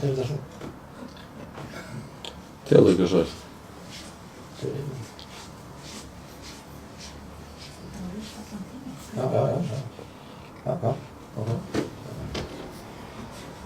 Já, forseti, ég verð að taka undir með bæjarfulltrúa íbúahreyfingarinnar hér. Því að ég fíl ekki sammála þessu, við verðum að fjalla um þessi erindi. Erindin eru ágætt einu og sér. Ég er að velta fyrir mér auðvitað, hvort þetta eigi að vera svona líka. Ég var svona að hugsa og ég held að sé fyrir okkur einmitt tækifæri að ræða þetta. Við vorum að ræða kannski, og svo þekkjum við fólkið, við þekkjum jafnvel, þannig að ég held að sé, já, ég verði að taka undir og hluta til. Því að tillögurnar eru góðar og ég kann ekki svörin við þessu, en já. Haraldur Gjörsvæl. Ef að menn er ósammála þessar aðferð, þá held ég að það þurfa að endurskoða þetta verkefni alveg frá upphaf að glenda. Þannig var þetta sett upp að í okkar Mosó koma menn með tillögur í eigin nafni og skrá sig inn og persónugera sig. Þannig er þetta gert í Reykjavík alveg örugglega og þannig er þetta líka alveg örugglega gert í Kópavogi. Þannig að ég getur vel verið að sé það röng aðferðafræði þá er ekki með það að endurskoða þetta alveg frá upphafi, en þannig var þetta sett upp og lagt fram og kynnt í því ferli að þegar við komum með tillögu í okkar Mosó að þá er það gert í því nafni og þetta skrá með sig inn með inn í íbúagáttina eða gegnum íbúagáttin og persónur gera þannig að það sé greinilega Jón Jónsson í Spóa höfða þetta sem er að gera þetta með þessa kennitölur sem er að gera þessa tillögu. Þannig var þetta sett upp frá upphafi þannig að, og er gert annars staðar, ég fullyrði það. En ef við viljum breyta því, þá er það, held ég, þörf umræða. Fleiri sem vilja tjá sig, Theodór Gjörsvæl. Já, ég bara viðurkenni fyrir vanþekkingu minni. Ég taldi hins vegar til þess að geta komist inn og gert hlutina, þá þurfum við að fara þannig í gegn. En ég gerði mér ekki eins og grein fyrir að nafni færi með þeim alla leið, sko. Það var þess að ég gerði mér ekki grein fyrir. Þess vegna kannski var ég sammála og er sammála íbúahreyfingunni, eða bæjarfulltrúa íbúahreyfingarinnar. En eins og sé, ég felli mig fullkomlega við skýringar. Já. Fleiri sem vilja tjá sig þennan dagskrárlið í fundargerð fjölskyldunefndar, Bryndís Gjörsvæl. Já, forseti, ég hugsa að það sé svona ágætt fyrir okkur að ræða þetta mál hér, en ég tek undir með bæjarstjóra að það lá alltaf fyrir og mér rekur með sér minnið til þess að okkur hafi fundist það mikilvægt að fólk leggja þetta fram í eigin nafni og þannig allavega hefur þessi vefur verið settur upp, hann er svolítið svona Facebook eða fésbókar útfærsla eins og margir þekkja svo vel. En ég bara hjó eftir því að í dag, er 14. í dag, eða í gær? 14. í dag. Jú, í dag, þá birtist frétt á RÚV þar sem að Persónuvernd hafi komist að þeirri niðurstöðu að birting Alþingis á upplýsingum þá sem senda umsagnir þingmál er í samræmi við lög. Ég veit ekki hvort að þið hafa tekið eftir þessu, en ég nefnilega tók eftir þessari frétt og fór að velta því fyrir mér því að við erum hér að birta skjöl og erindi sem koma frá íbúum. Og ég hef meira sér sem formaður skipulagsnefndar stundum tekið ákvörðun þetta mál finnst mér ekki eigi erindi inn á nefndarfund öðruvís en að sá sem sendi erindi sé upplýstur það að það sé að fara inn á nefndarfund og þar af leiðandi að birtast á vefnum. En Persónuvernd sem sagt kemst að þeirri niðurstöðu að það sé í fullu samræmi við lög enda sé það ljóst strax í upphafi þegar þú setur inn umsögnina að hún verði birt á vefnum. Þannig að ég hefði ímyndað mér að það sama ætti við í þessu máli að séu þeir sem að setja inn hugmyndirnar upplýstir það strax í upphafi að það sé gert undir nafni og það birtist með þessum hætti að þá samræmist það alveg lögum. En svo er sérstök bara umræðan það hvort að við teljum ástæðu til þess að hafa það ekki svo. Ég allavega sé ekki fljótu bragði nein rök sem ættu að knýja því en örugglega er hægt að skoða það og ef einhver góð rök koma fyrir því þá væri hægt að taka þá umræðu upp. Fleiri sem að vilja ræða fundargerð fjölskyldunefndar? Ef ekki, þá er umræðan lokið þeir sem að staðfesta fundargerðina kjósa ekki á merki. Takk fyrir, hún er staðfest með 9 atkvæði. Þá tökum við fyrir fundargerð íþrótt- og tómstundanefndar og það er 212. fundur nefndarinnar sem haldinn var 1. júní. Orðið er laust fundargerðina. Enginn kveður sér hljóðs. Umræðan lokið. Þeir sem að samþykkja, kjósa og gefa merki. Takk fyrir 9 atkvæði. Þá tökum við fyrir fundargerð fyrsta fundar notendaráðs fatlaðs fólks og sá fundur var haldinn 30. maí. Orðið er laust þá fundargerð. Theodór, gjörðu svo vel.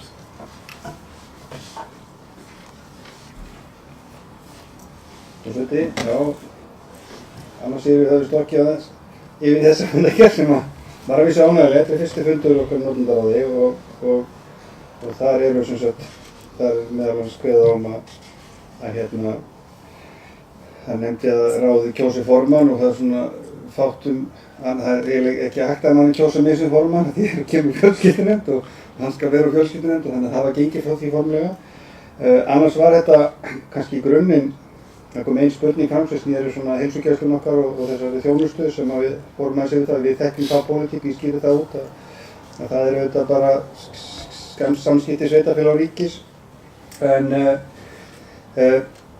við ræddum svona bara, hvað ég segja, heim og geima, hvar við ætlum að stíga niður fæti og þetta var mjög skemmtilegt og og ég tek undir með öðru sér að þetta er tækifæri okkar til þess að kannski, já, bera undir og sækja upplýsingar og umræðum fundunum bara það sem átti sig ekki á eins og kannski ég nefndi til ykkar í pósti bara það með aðgengismála eins og við þekkjum göngustígar þegar við erum með upphækkunum bara í sitt hvern endan en aldrei í miði þannig að þeir sem erum í hjólastóla þurfa að komast þessa hæð sem þetta er að þetta er alltaf hlutur að fara allir endana.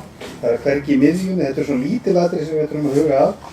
En við ákváðum svona og ræddum þess að talsvert að þetta væri svona svolítið neytendaráð, þetta eru neytendur þjónustu og það var mjög skemmtileg umræða sem fór svona kringum það og við ætlum svona kannski í upphafi að rýna bara þær reglur sem við erum með í gildi í bænum og snúa að fötluðum og fara kannski eins og við sögum kannski að góðkenna að það renni í gegnum þær og svona móta okkur aðeins áfram. Við ætlum að reyna að hafa 4 að 5 fund á árinu og einn fundurinn er settur með fjölskyldunum þannig að við svona þess að kannski fara í löngum málu fundi þá var þetta gagnlegur fundur og held ég holdt fyrir okkur öll að það þurfa að hugsa svolítið upp á nýtt og þau kannski líka áherslu þeirra í hönnun og nýframkvæmdum þá sé strax hugsa þessi atriði sem snúa að aðgengismálum og þessi ja, ég var bara, mér bara varð, mér var orða vant oft hvað maður er, að því maður kannski býr ekki við föllum eða maður kemst allar sinna leiða að þá var það mjög fróðlegt, ég held sem holdt fyrir okkur öll að reyna þessi yfir þetta og við byrjum þá kannski á reglunum og svo færum okkur áfram í þetta alls saman.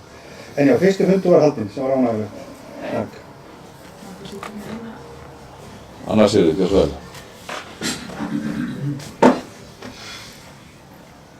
Forseti, já, ég þannig til að endurtaka sem ég sagði á þann, þetta er bara sem sagt mjög ánægilegt að þetta ráð skuli vera komið á stað. Bara ein athugasemd í fundargerðinni og þá eru taldir upp fundarmenn örfáir, en það eru hins vegar ykkur fleiri sem taka til máls sem ekki skráðir sem fundarmenn. Þannig ég held að voru eitthvað mistök að skrá fundarmenn inn að fund. Það eru bara formaðurinn og 2 aðalmenn og 1 embættismaður skráðir til fundar, en svo er fjöldi fólk sem tekur til máls og ég ger ráð fyrir það fólk hafi verið viðstætt fundi. Theodór, gjörðu svo vel. Formaður, þetta er rétt athugasemd og starfsmaður nefndarinnar gerði lítilsháttar mistök sem við leiðréttum til að koma þá inn þeim sem að svo var það lagað í gegnum tölvumanninn okkar. Þess vegna er hún svona, það er kannski fleiri sem takandi málsettur sátu fundin. Það var ykkur ómöguleiki í þessu öllu saman þannig að þeir sem tóku til máls voru, já þeir voru þarna. Afsakið, þetta var okkar feil hér, á bæjarins. Fleiri sem að vilja ræða þessa fundargerð, ef ekki þá er hún borin eftir staðfestingar. Það eru allir 8 atkvæði.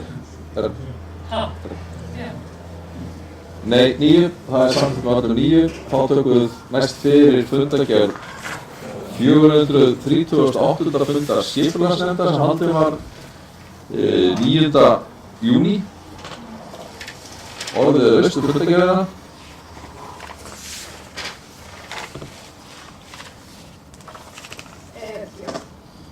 Bryndís Gjörsvöður.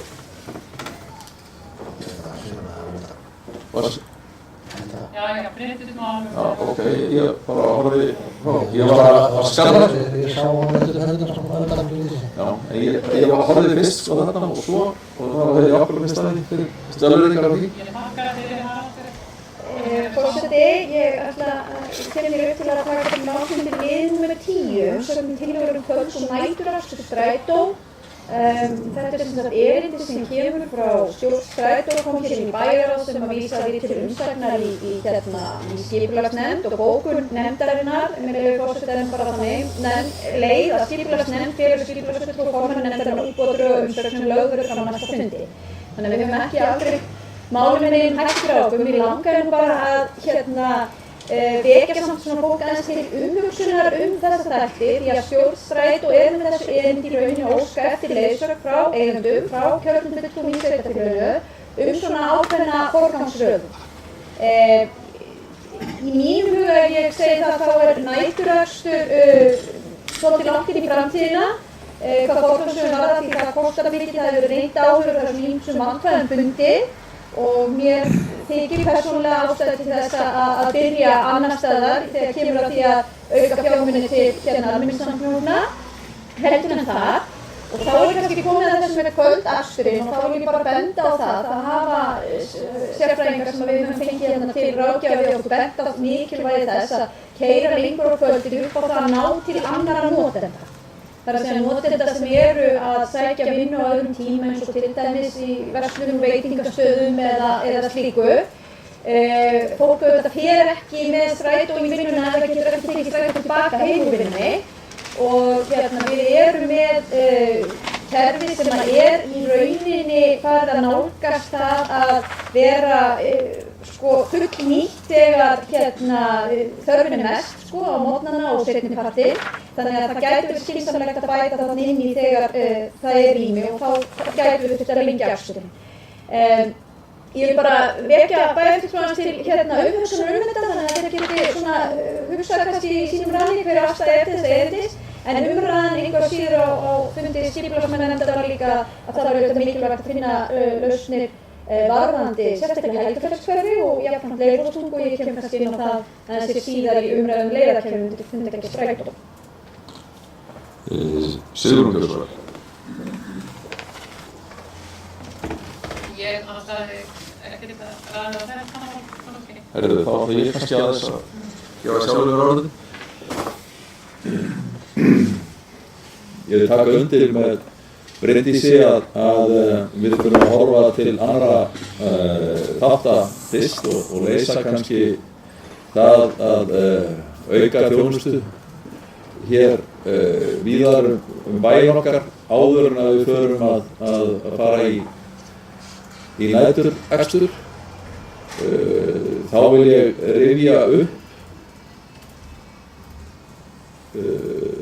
mælingar sem voru gerðar áður en að ferðatíminn var styttur fyrir einhverjum árum síðan og þær mælingar sýndu að það væri nánast hending að einhverju væri í vögnunum, svona ef maður orðar það svona frjálslega.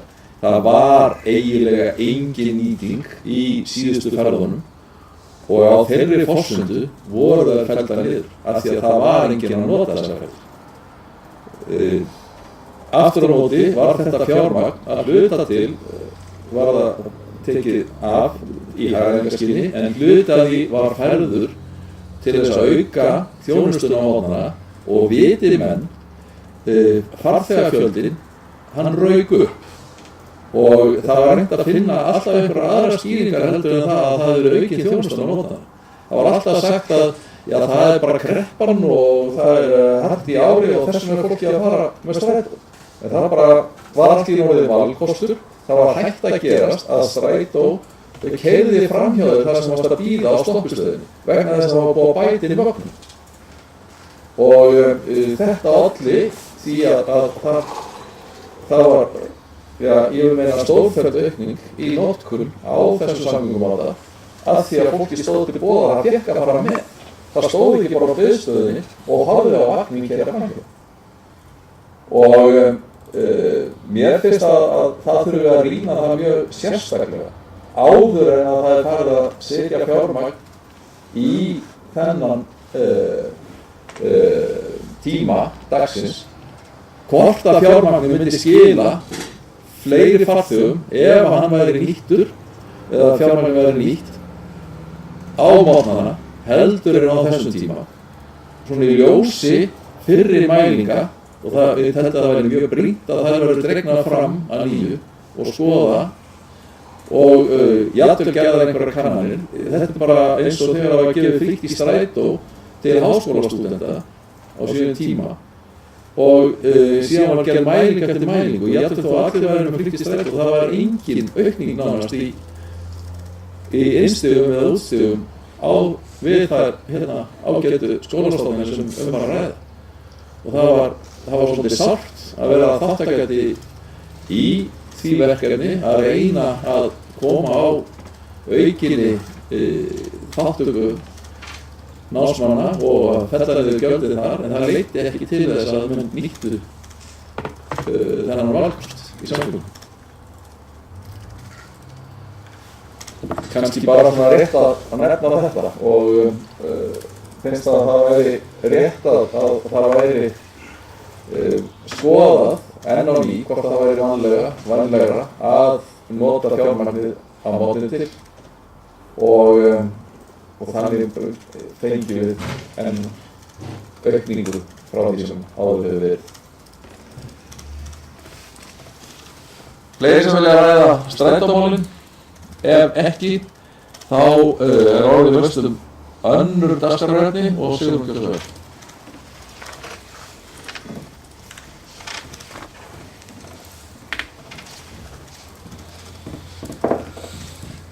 Já, ágætur forseti.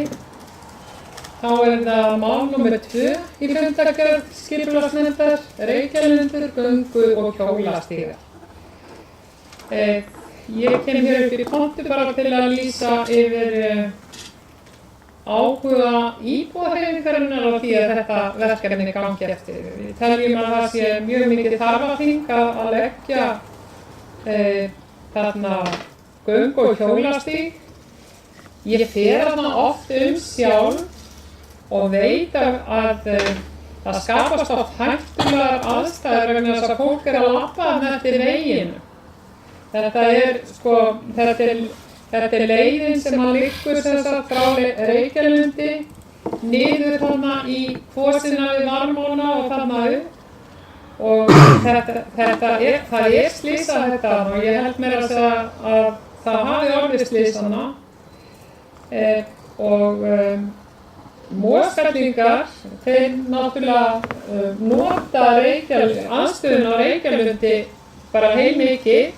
Það vinna líka Mosfellingar á Reykjalundi og auk þess sem að það ætti að vera liður í heilsueflandi samfélagi samkvæmt stefnu íþrótta- og tómstundanefndar að búa til innviði til að stunda heilsueflandi líferni með því að leggja hjóla- og göngustíga og svo framvegis.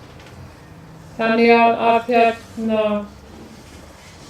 ég er hér bara til þess að lýsa yfir mjög jákvæðu viðhorfi til þessa verkefnis að leggja þennan hjólastíg. Bryndís Gjörsöður.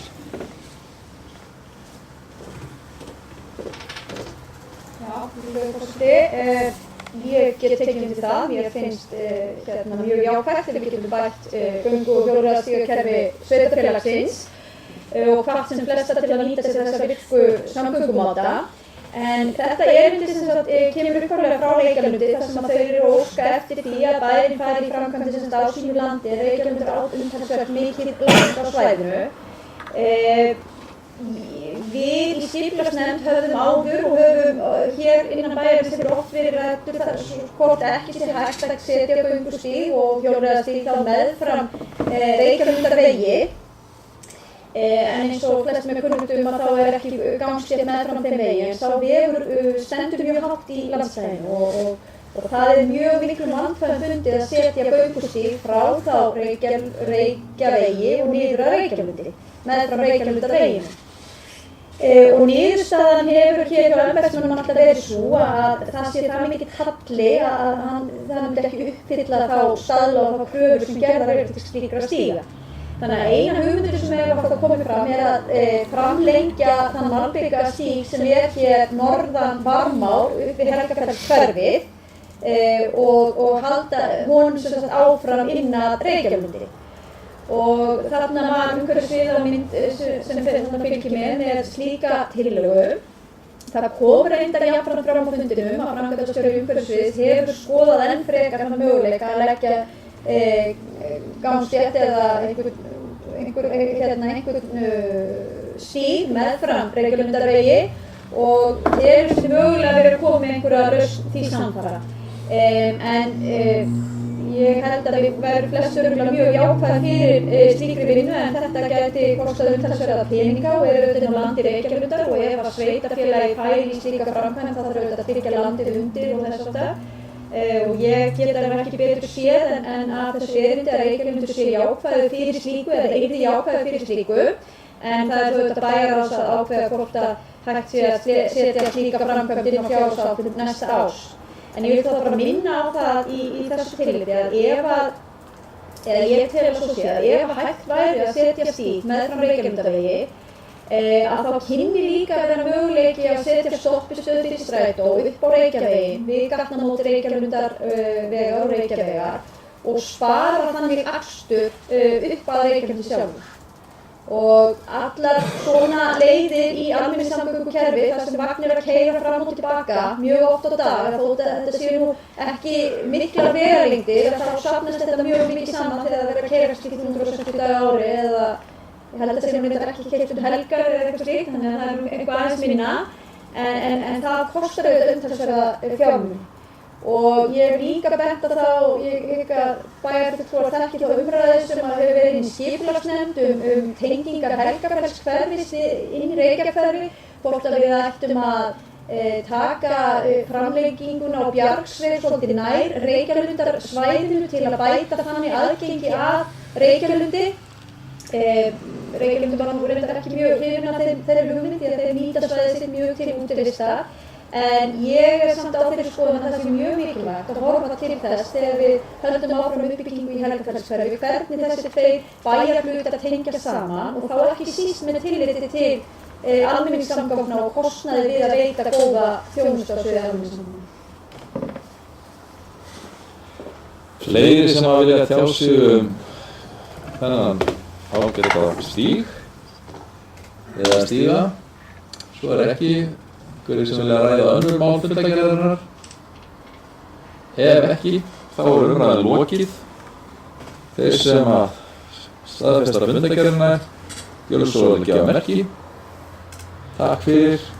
Hún staðfest með 9 atkvæði.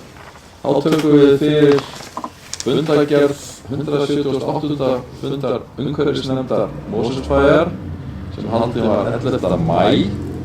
Orðið laust fundargerðina, Bjarki gjörðu svo vel.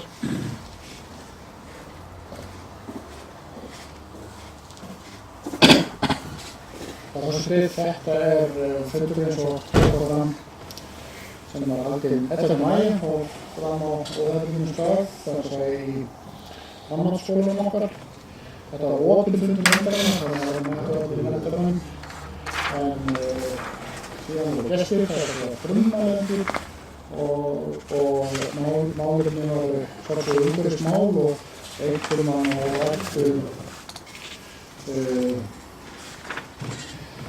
að heimsmarkmið Sameinuðu þjóðanna sem eru nú í deiglunni og ennfremur þáttuðu staðar 2021. Það voru tveir fundamendur annars vegar Andri Magnason rithöfundur sem hefur skrifað mikið umhverfis og við vitum og upplýstar fundunum að næsta bók hans myndi nú fjalla einhver leyti slík mál og síðan var Lúðvík Gústafsson sem að vinnur hjá Sambandi íslenskra sveitarfélaga og þetta kannski mikið á hans borði og þetta var bara hinn ánægjulegustu fundur. Það voru sem sagt byggðist upp á þeirra erindum, getum við sagt, síðan var hægt að spyrja úr sal eða koma með alls konar athugasemdir, eitthvað sem snerti okkur eða heiminn allan, hvort ekki að veðri. Já, síðan ég ekki segja meira þetta þennan ágæta. Fleiri sem að vilja ræða þessa fundargerð, ef ekki, þá er hún borin upp, þeir sem að samþykkja kjörskjóðamerki, takk fyrir, hún er samþykkt með 9 atkvæðum. Þá tökum við fyrir fundargerð 179. fundar umhverfisnefndar sem haldið var 8. júní, orðið að laust fundargerðina. Bjarki gjörðu vel.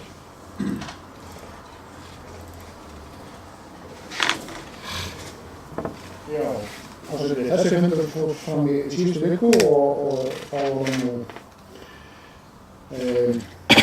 5 mál á dagskrá. Mig langar rétt að tæpa á þarna máli sem hefur nú verið til umfjöllunar í bæjarráði og það skógræktarstefna fyrir bæinn.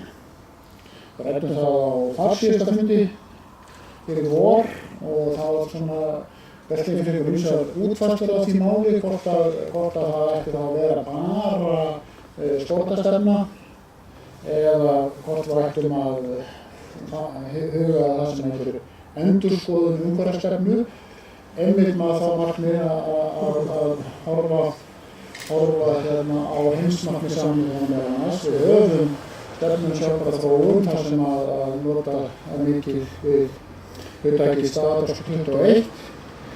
Nú er það svona svolítið á unglegri vera í notkuninni og kannski ógild þannig en komum kannski tími til þess að endurskoða stefnuna. En niðurstaðan var á þessum fundi var það að nefndin lagði til að ráðist verði gerð skógræktarstefnu fyrir Mosfellsbæ. Það ýmislegt að gerast í skógræktarmálum, svona skipulagslega séð, landsskipulag og flokkun skóga í nytjaskóga og landgræðsluskóga og útivistarskóga. Þetta er nú mest flokkast eða einhverjum flokkast líklega útivistarskóga hérna hjá okkur. Það er búið að ráða starfsmann hér í áhaldahúsinu sem vinnur með skógræktarfélaginu, þessa góða ávinnafélagi sem skila geysilega góðu verki. En það er komið svona ákveðin tímamót, það þarf að huga grísjum sem er líka mikil vinna. Þannig að það held ég sem bara mjög gott að verði svona hugað því að sérstakri skógræktarstefnu fyrir Mosfellsbæ. En eins og kemur fram í niðurstöðu fundarins undir þessu máli var samhliða, segir í bókunum, samhliða verið hugað að gerð stefnumótun með umhverfismálum. Það er svona verið í að þessu stóru stefnumótun eða endurskoðun henni sem verið að fara tekið sem sérstakt mál væntanlega í haust. Ég langar að setja önnur mál. Sér þetta mál eða? Já. Sigrún gjörðu vel, kemur svo aftur að Bjarki.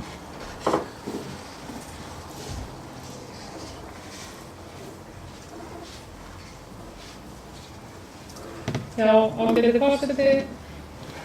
Ég kem hér fram undir sama máli, skógræktarstefna fyrir Mosfellsbæ og það er náttúrulega alltaf gott að móta sér stefnu en enn mikilvægara er líka og ekki síður mikilvægt er náttúrulega að vinna aðgerðaáætlanir, tímasetja verkefni, kostnaðargreina verkefni og eitt og annað. Það sem að sveitarfélög hérna í kring hafa verið að gera, eins og til dæmis Reykjavík, þau hafa verið að búa til svona skógræktarskipulag. Borgarskógar heitir það verkefni í Reykjavík og það var skógræktin sem var fengin til þess að búa til slíka stefnu fyrir Mosfellsbæ. Nei, fyrir Reykjavík á sinni tíma og þeir héldu ég hef sagt þetta áður, þeir héldu kynningu, hann Björn Traustason held ég hann heiti, var með kynningu á þessu skipulagi skógræktarsvæða á höfuðborgarsvæðinu og Mosfellsbær á á gríðarlega mikið land og við gætum staðið okkur svo stórkostlega í þessu, í svona verkefni. En til þess að það takist vel, þá væri mjög skynsamlegt að láta vinna svona skipulag. Þannig að það sé ekki verið að skipuleggja, þannig að það sé svona í tengslum við skipulagsáætlanir sveitarfélagsins yfir höfuð. Hvernig við gróðursetjum og hvar við gróðursetjum og hvað við gróðursetjum. Þannig að ég fyndist að varðandi skógræktarstefnuna ættum við að horfa til þess að unnið yrði skipulag fyrir skógrækt í Mosfellsbæ. Jafnvel bara kannski frekar en skógræktarstefnu. Vegna þess að það væri þá stefnumótandi plagg sem að unnið yrði eftir.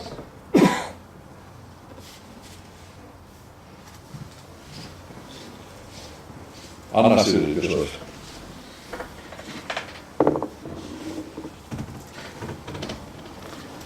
Forseti, þú kemur upp í sama máli, skógræktarstefnunni í Mosfellsbæ. Ég ætla að byrja að fagna því að fagna samþykkt nefndarinnar. Það er margt komið fyrir hann bæði í máli Bjarka og svo í fulltrúa Bjarka og svo bæði fulltrúa Sigurðar. Margt mjög gott og skynsamlegt eins og von er á, en það sem mig langar eiginlega til að spyrja þá formann umhverfisnefndar það er hvernig hann sjái fyrir sér þessa vinnu varðandi stefnumótun í umhverfismálum og í tengslum við nýju heimsmarkmiðin og hversu hratt við getum farið í þá vinnu og hvort það séu komnar komin einhver leiðarlýsingar eða leiðbeiningar frá ríkisvaldinu áherslur almennt á Íslandi varðandi heimsmarkmiðin. Og svo er það hitt að það er náttúrulega komin að stað vinna við skipulag sem var gerð tillaga í skipulagsnefnd og reyndar fulltrúi Samfylkingar sem gerði það og það er í vinnslu á þeim væng eða undir forystu þá skipulagsnefndar. Mér langar bara til þess að vita, að fá að heyra það ekki á formanni umhverfisnefndar, að með græna skipulagi sem er mjög þarft að gera fyrir bæinn og þegar komið fram tillögur eins og ég nefni, hefur verið rætt þetta samspil umhverfisnefndar og skipulagsnefndar hvað það varðar. Ég held að það séu snertir fletir á milli sem þarf að passa að nefndin sé ekki að fara hvort í sína áttina eða einhverja samþykki gera þess að rekast á, heldur reynda að vinna þetta í eins miklu samráð og hægt er. Mér langar að heyra bara og reynda virkum svo vel til að formaður umhverfisnefndar er líka fulltrúi í skipulagsnefnd, þannig að hann getur að vita þá hvernig það mál er statt á þeim vettvangi. Bjarki Jökulsson.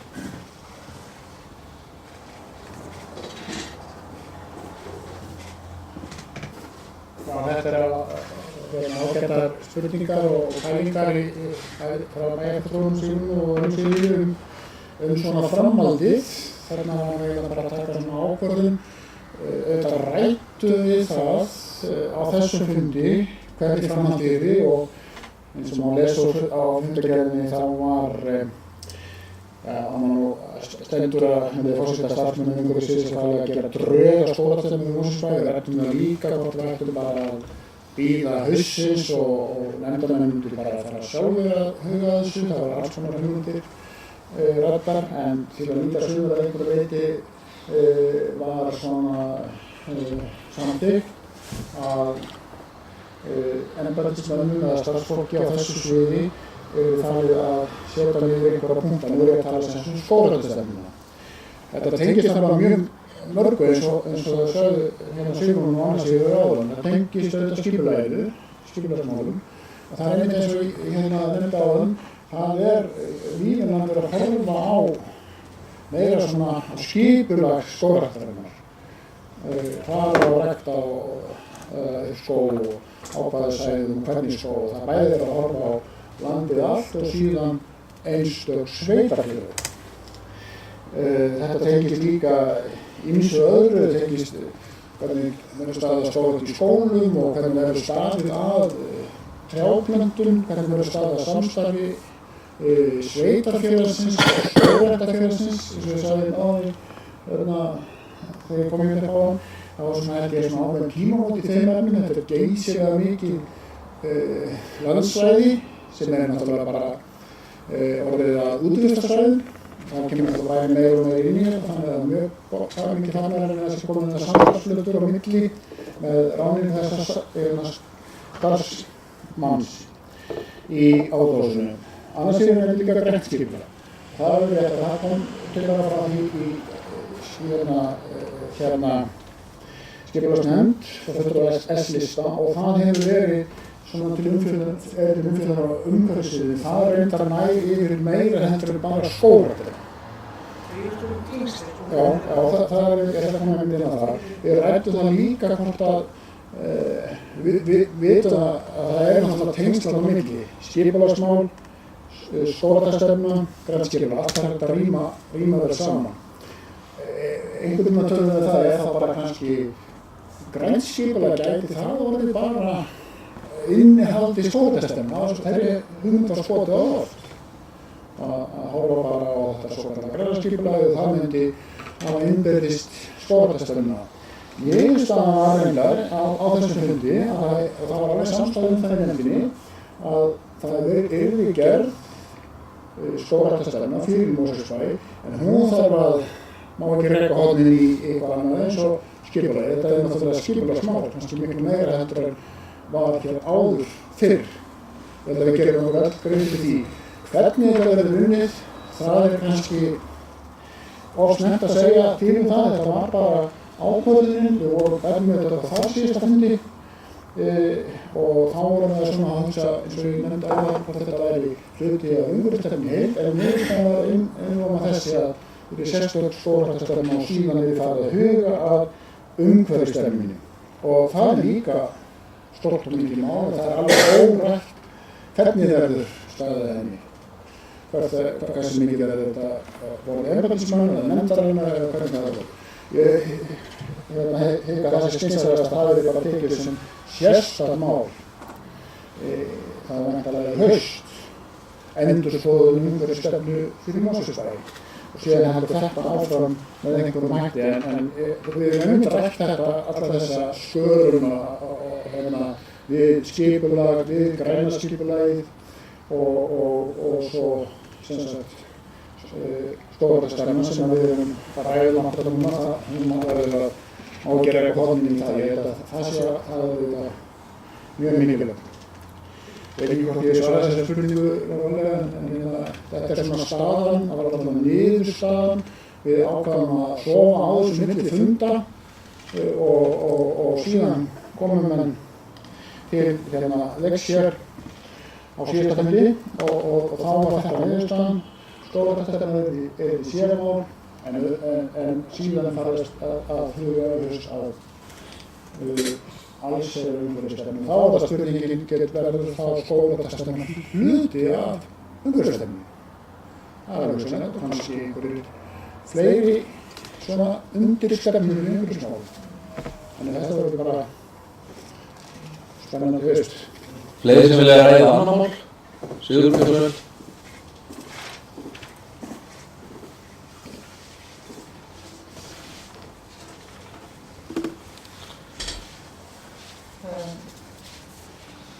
Já, ágæti forseti. Ég kem aftur undir skógræktarstefnunni. Anna Sigríður minntist á græna skipulagið og hún hefur reyndar gert það annars slagið. En er einhvers staðar aðgengilegt þetta græna skipulag sem er í vinnslu eða er þetta leyniplagg eða hvar er græna skipulag? Maður verður einhvern veginn að fá innsýn í það hvað verið er að fjalla í því máli.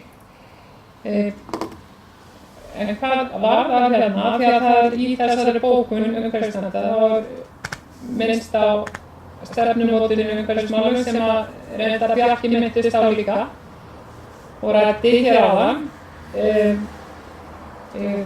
Umhverfismál eru náttúrulega margflókið fyrirbæri og þau eru mjög margvísleg og mörg þeirra á ólíkum meiði. Og þegar ég satt hérna árið í umhverfisnefnd, þá lagði ég og fulltrúi íbúahreyfingarinnar þá í umhverfisnefnd til að það yrði gert svona heildar skipulag fyrir Mosfellsbæ í náttúru á náttúrusvæðum og þá yrði það gert þannig að það yrði gerð úttekt á dýralífi, fuglalífi, jarðfræðinni og svo framvegis. Það yrði búið til plagg sem að í rauninni myndi skilgreina náttúru Mosfellsbæjar sem að væri hægt síðan að styðjast við þegar verið var að skipuleggja sveitarfélag. Og þetta væri nokkurs konar grunnur. Ég veit ekki hvort að þetta græna skipulag er eitthvað í ætt við það, vegna þess að ég hef ekki séð það. En það væri sem sagt fróðlegt að fá meiri upplýsingar græna skipulagið og væri þetta bara gaman að fá kynning á því bæjarráði til dæmis. Eða í umhverfisnefnd. Ég veit ekki hvort þið hafa kynningi í því. Bryndís Gjósvöld. Já, forseti, við erum ekki ljúft og skipt að svara til það, en grænt skipulag er ekki til fyrir Mosfellsbæ. Það er oft móti verið lögð fram tillaga að hálfu Samfylkingarinnar í skipulagsnefnd held ég örugglega, frekar en hér, þetta ekki já. Fulltrúi Samfylkingarinnar lagði til í skipulagsnefnd og því var vel tekið og við höfum í rauninni hafið þá vinnu með einhverjum hætti. En það er líka bara alveg að segjast eins og að sú vinna hefur gengið allt og hægt. Og það eru nokkur verkefni eins og hér er að ræða skógræktarstefnu sem að í rauninni var tiltekið sérstaklega í aðalskipulaginu okkar að það væri vilji til þess að vinna skógræktarstefnu. Sú hugmynd kom bara fram og seint í ferli og það sem Reykjavíkurborg var að gera þá var bara á endanlega þegar við vorum að klára þessa vinnu okkar, þannig að í rauninni vorum við þá svolítið að lýsa því í næstu endurskoðun en það er gert sérstakt skógræktarstefna sem er svo tekin upp í næsta aðalskipulagi. Síðan kemur þessi hugmynd fram græna skipulag og þá hefur ekki verið rætt hvort að það taki kannski yfir skógræktarstefnu líka, hvort að það nái utan skógræktarstefnuna jafnframt. En ég veit að tillöguflytjandinn hefur haft hugmyndir það að það ná ekki síður yfir græn svæði innan þéttbýlis á meðan kannski ég hef alltaf að setja fyrir mér að skógræktarstefnan væri kannski meira svona mörkuð í útjaðrinum okkar, útjaðri byggða. Og ég hef séð það fyrir mér að í næsta aðalskipulagi þá yrðu einhvers konar skýringaruppdrættir eins og við erum hér með 4 skýringaruppdrætti veitur, náttúruvernd, græna tveimilin og fornminja, að þá væri þar jafnframt grænt uppdráttur fyrir grænt skipulag eða skógræktarstefnu. Þannig að ég bara fagna því að umhverfisnefnd sé hafin að hefja þessa vinnu varðandi skógræktarstefnuna og ég vona svo innilega að við náum að vinna áfram með þetta græna skipulag og gerir rauninni ráð fyrir því að það getur svo fallið saman með einhverjum hætti. En þá vil ég líka á það minna því að við erum auðvitað mjög dugleg hér og það er kannski hlutverk okkar að fá góðar hugmyndir og koma með góð verkefni inn á borð. En staðan á þessum markaði er svo og þá er ég að horfa til þess að arkitekta, skipulagsfræðinga, landslagsarkitekta og verkfræðinga og þess að þar sem við höfum verið að kaupa svona þjónustu að hún er þannig að við erum alveg á topp í einhverju hagsveiflu og það er mjög erfitt að fá svona aðila til að vinna fisk. Og þau kvarta töluvert undan því hér á umhverfissviðinu að það sé bæði náttúrulega mjög mikið að vera hjá okkur og erfitt að fá þessa aðila sem við erum að kaupa þjónustuna til að í rauninni bara vinna þau verk sem við erum að biðja um. Þannig að þetta verkefni hefur ekki gengið nægilega hratt og það að hluta til líka vegna þessa. Það virðist vera bæði erfitt og það líka dýrara að fá utanaðkomandi ráðgjafa til að taka þessi slík verkefni. Við höfum í hyggju, við höfum hér mjög fært fólk á umhverfissviði að láta starfsmenn hér vinna að grænu skipulagi en þeir hafa svo líka kannski drukknað í öðrum verkefnum sem hafa verið mjög aðkallandi til þess að geta haft nægt svigrúm til að sinna þessu. En hugmyndin henni hefur verið tekið og ég vona svo sannarlega að við finnum ráðrúm og tíma til þess að vinna verkefnum frekar. Þá segjum við þetta gott annan málið. Orðið laust fundargerðina að öðru leyti fékk ekki svo vel.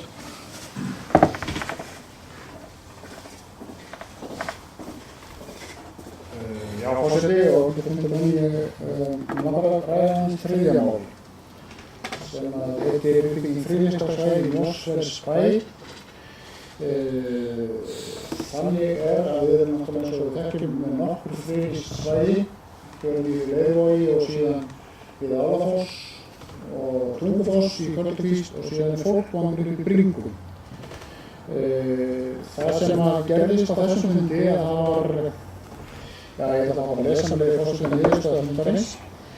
Tillaga framkvæmdaáætlun fyrir friðlýstsvæði í Mosfellsbæ fyrir árið 2017 lögð fram á samþykkt. Þetta var lagt þarna fram minnisblað frá umhverfissviði, það er búið að fara yfir málið. Það sem gerðist núna er það að búið að skilgreina fjármagn í þessi friðlýstu svæði. Það er eitthvað 1,5 milljónir, 1,5 milljón. Og þannig að það var í sjálfu sér alveg vitað hvað við höfum úr að spila og á þessum fundi var lögð fram þessi framkvæmdaáætlun og það ætti ekkert verið ekki fyrirstöðu að það verði að komast í gegn í sumar. Þetta ætti ekki að standa fyrir manni. Það má nefna það að þar meðal annars skilti fyrir 3 þessara svæða. Það skilti frá umhverfisstofnun, ekki þessi fræðslu skilti frá okkur. Það skilti hallandi eins og það heitir, svona stáðalað. Og það var komast að samkomulagi það að efnið í skiltin, fyrir það 3 skilti, Álafoss, Tungufoss og Bringur, það kemur umhverfisstofnun en Mosfellsbæ þarf að sjá vinnu við það, texta og myndvinnslu og það er búið að hefur standa við kortagerðina á þessum skiltum og uppsetningin verður líka á hendi Mosfellsbæjar. Og síðan eru fleiri atriði sem að bæta aðgengi hér við Tungufoss og einnig upp í Bringum. Þar hefur við haft á að verði gerður vegstjóri í gegn, það er náttúrulega komið í höfn að við viðræðum með ríkiseignum þar. Ég vil bara nefna þetta snýst. Það snýst samsagt það að það er komið ákveðin framkvæmdaáætlun fyrir þetta ár og það er skilgreint samkvæmt fjárhagsáætlun okkar, skilgreint fjármagn í það. Takk fyrir. Fleiri sem vilja ræða þriðja mál. Sigurður.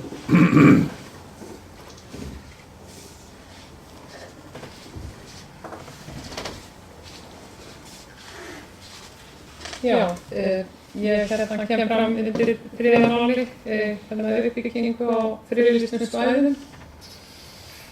Það er mjög ánægjulegt að verið sé að verja fé til þess að gera þessi svæði áhugaverðari og aðgengilegri og huggulegri. En það sem mig langaði að benda á er minnisblað umhverfisstjóra. Þar kemur fram ansi góð að ég tel ansi góð ábending varðandi það hversu mikils virði það er að skilgreina verkefni í fjárhagsáætlun. Vegna þess að hér segir með leyfi forseta í umsögninni: Mosfellsbæ hefur sett fram stefnumótun friðlýstra svæða í Mosfellsbæ þar sem fram kemur langtímaáætlun þróun svæðanna. Árið 2016 var ekkert sérstakt fjármagn skilgreint í umsjón eða uppbyggingu þessara svæða í fjárhagsáætlun, heldur fjalla undir umsjón opinna svæða. Framkvæmdir og uppbygging á svæðinu árið 2016 tók mið af því og var lítil. Sérstakt fjármagn var skilgreint í fjárhagsáætlun ársins 2017 í verkefni tengd friðlýstum svæðum samtals 1,5 milljón krónur. Þetta eiginlega mergur málsins sem að Tómas kemur hérna fram með. Það bara bráðnauðsynlegt að vera mjög skýr það í fjárhagsáætlun í hvaða verkefni peningarnir að fara. Og líka minni hægt á því að heilu málaflokkarnir verði út undan eins og friðlýstu svæðin og náttúruverndin yfir höfuð í Mosfellsbæ. Og ég vildi bara sem sagt fagna því að þetta var gert í fyrra varðandi friðlýstu svæðin. En svo margt annað sem við þurfum að huga. Friðlýstu svæðin eru lítið frímerki miðað við öll náttúrusvæðin sem að Mosfellsbær á og þarf að hugsa til þess að viðhalda hér fallegu og góðu samfélagi. Fleiri sem að vilja ræða þetta. Þriðja mál. Ef ekki, þá umræðan það lokið. Einhver sem vil ræða önnur mál fundargerðarinnar. Ef ekki, þá umræðan lokið. Þeir sem að samþykkja fundargerðarinnar svo ekki á merki. Takk fyrir, hún samþykkt með 9 atkvæði. Þá tökum við fyrir næst fundargerðir til kynningar. Og þar byrjum við á afgreiðslufundi byggingarfulltrúa. Það var 310. fundur og hann var haldinn 7. júní. Orðið laust fundargerðina. Engin hversu ljós, umræðan lokið og fundargerðin verður fram. Þá kemur að fundargerð 77. fundar samtaka sveitarfélaga á höfuðborgarsvæðinu. Ég ekki með hefðbundnar útprentari, þannig að ég ekki með upplýsingar hvernig fundur fór fram. Svona 1, 2 og 3. Það opnast ekki hjá mér hérna. Það 12. maí, sýnist mér hérna. Orðið laust fundargerðina. Býtum við.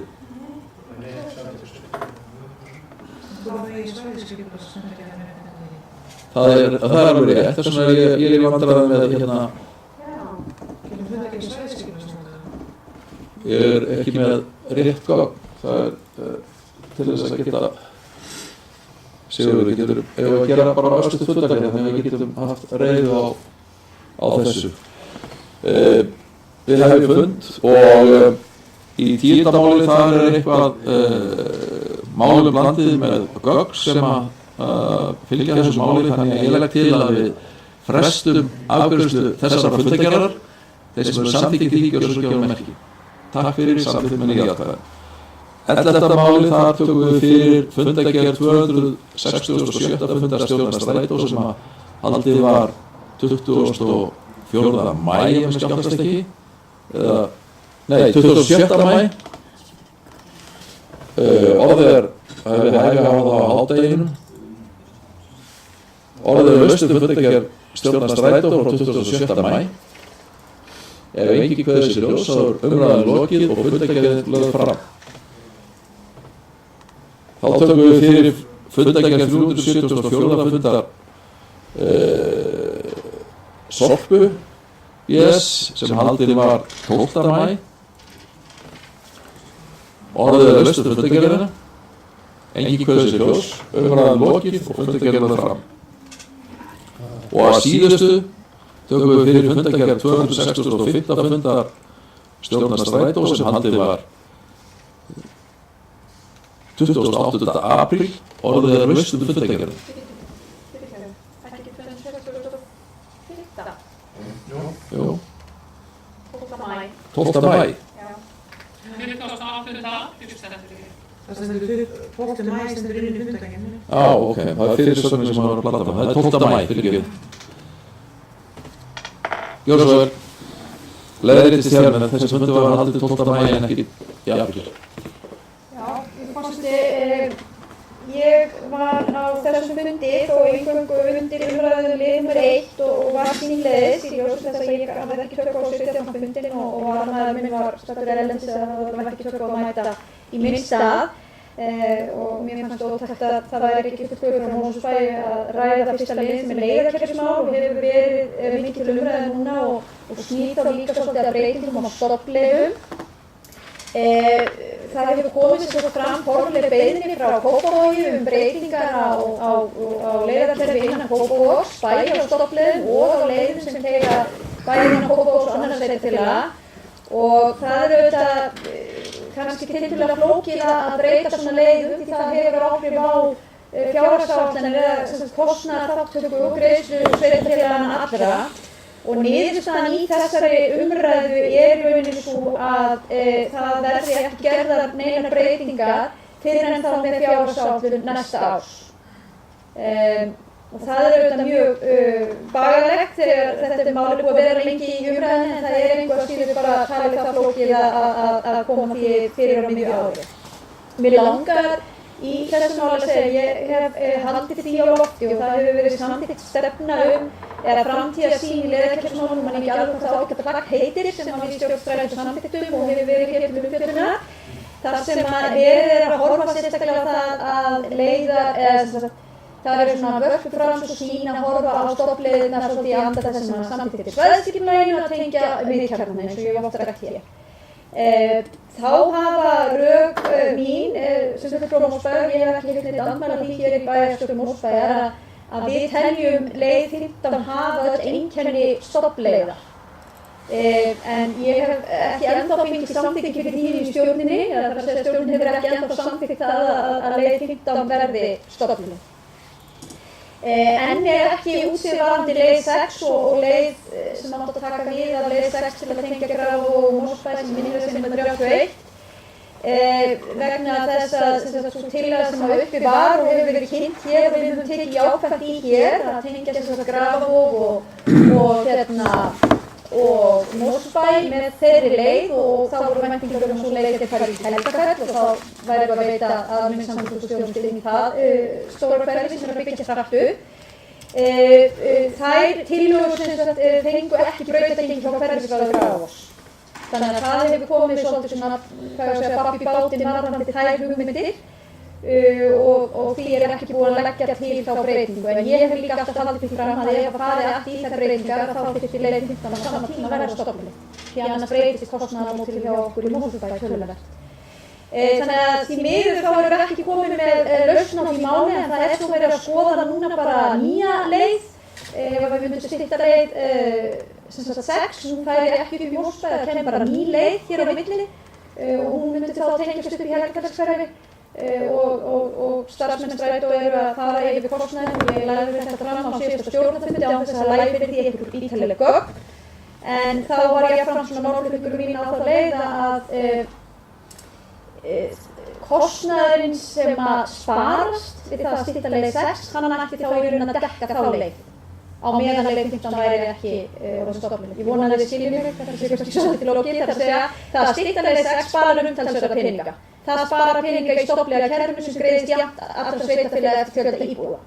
Þannig að mér þykir ósanngjarnt ef stofnleiðin á ekki að keyra upp í Mosfellsbæ og sparar þar af leiðandi öllum sveitarfélögum eitthvað, en Mosfellsbæ að taka að sér fullu þannig kostnað að keyra frá Grafavogi og hingað upp í Helgafellshverfi.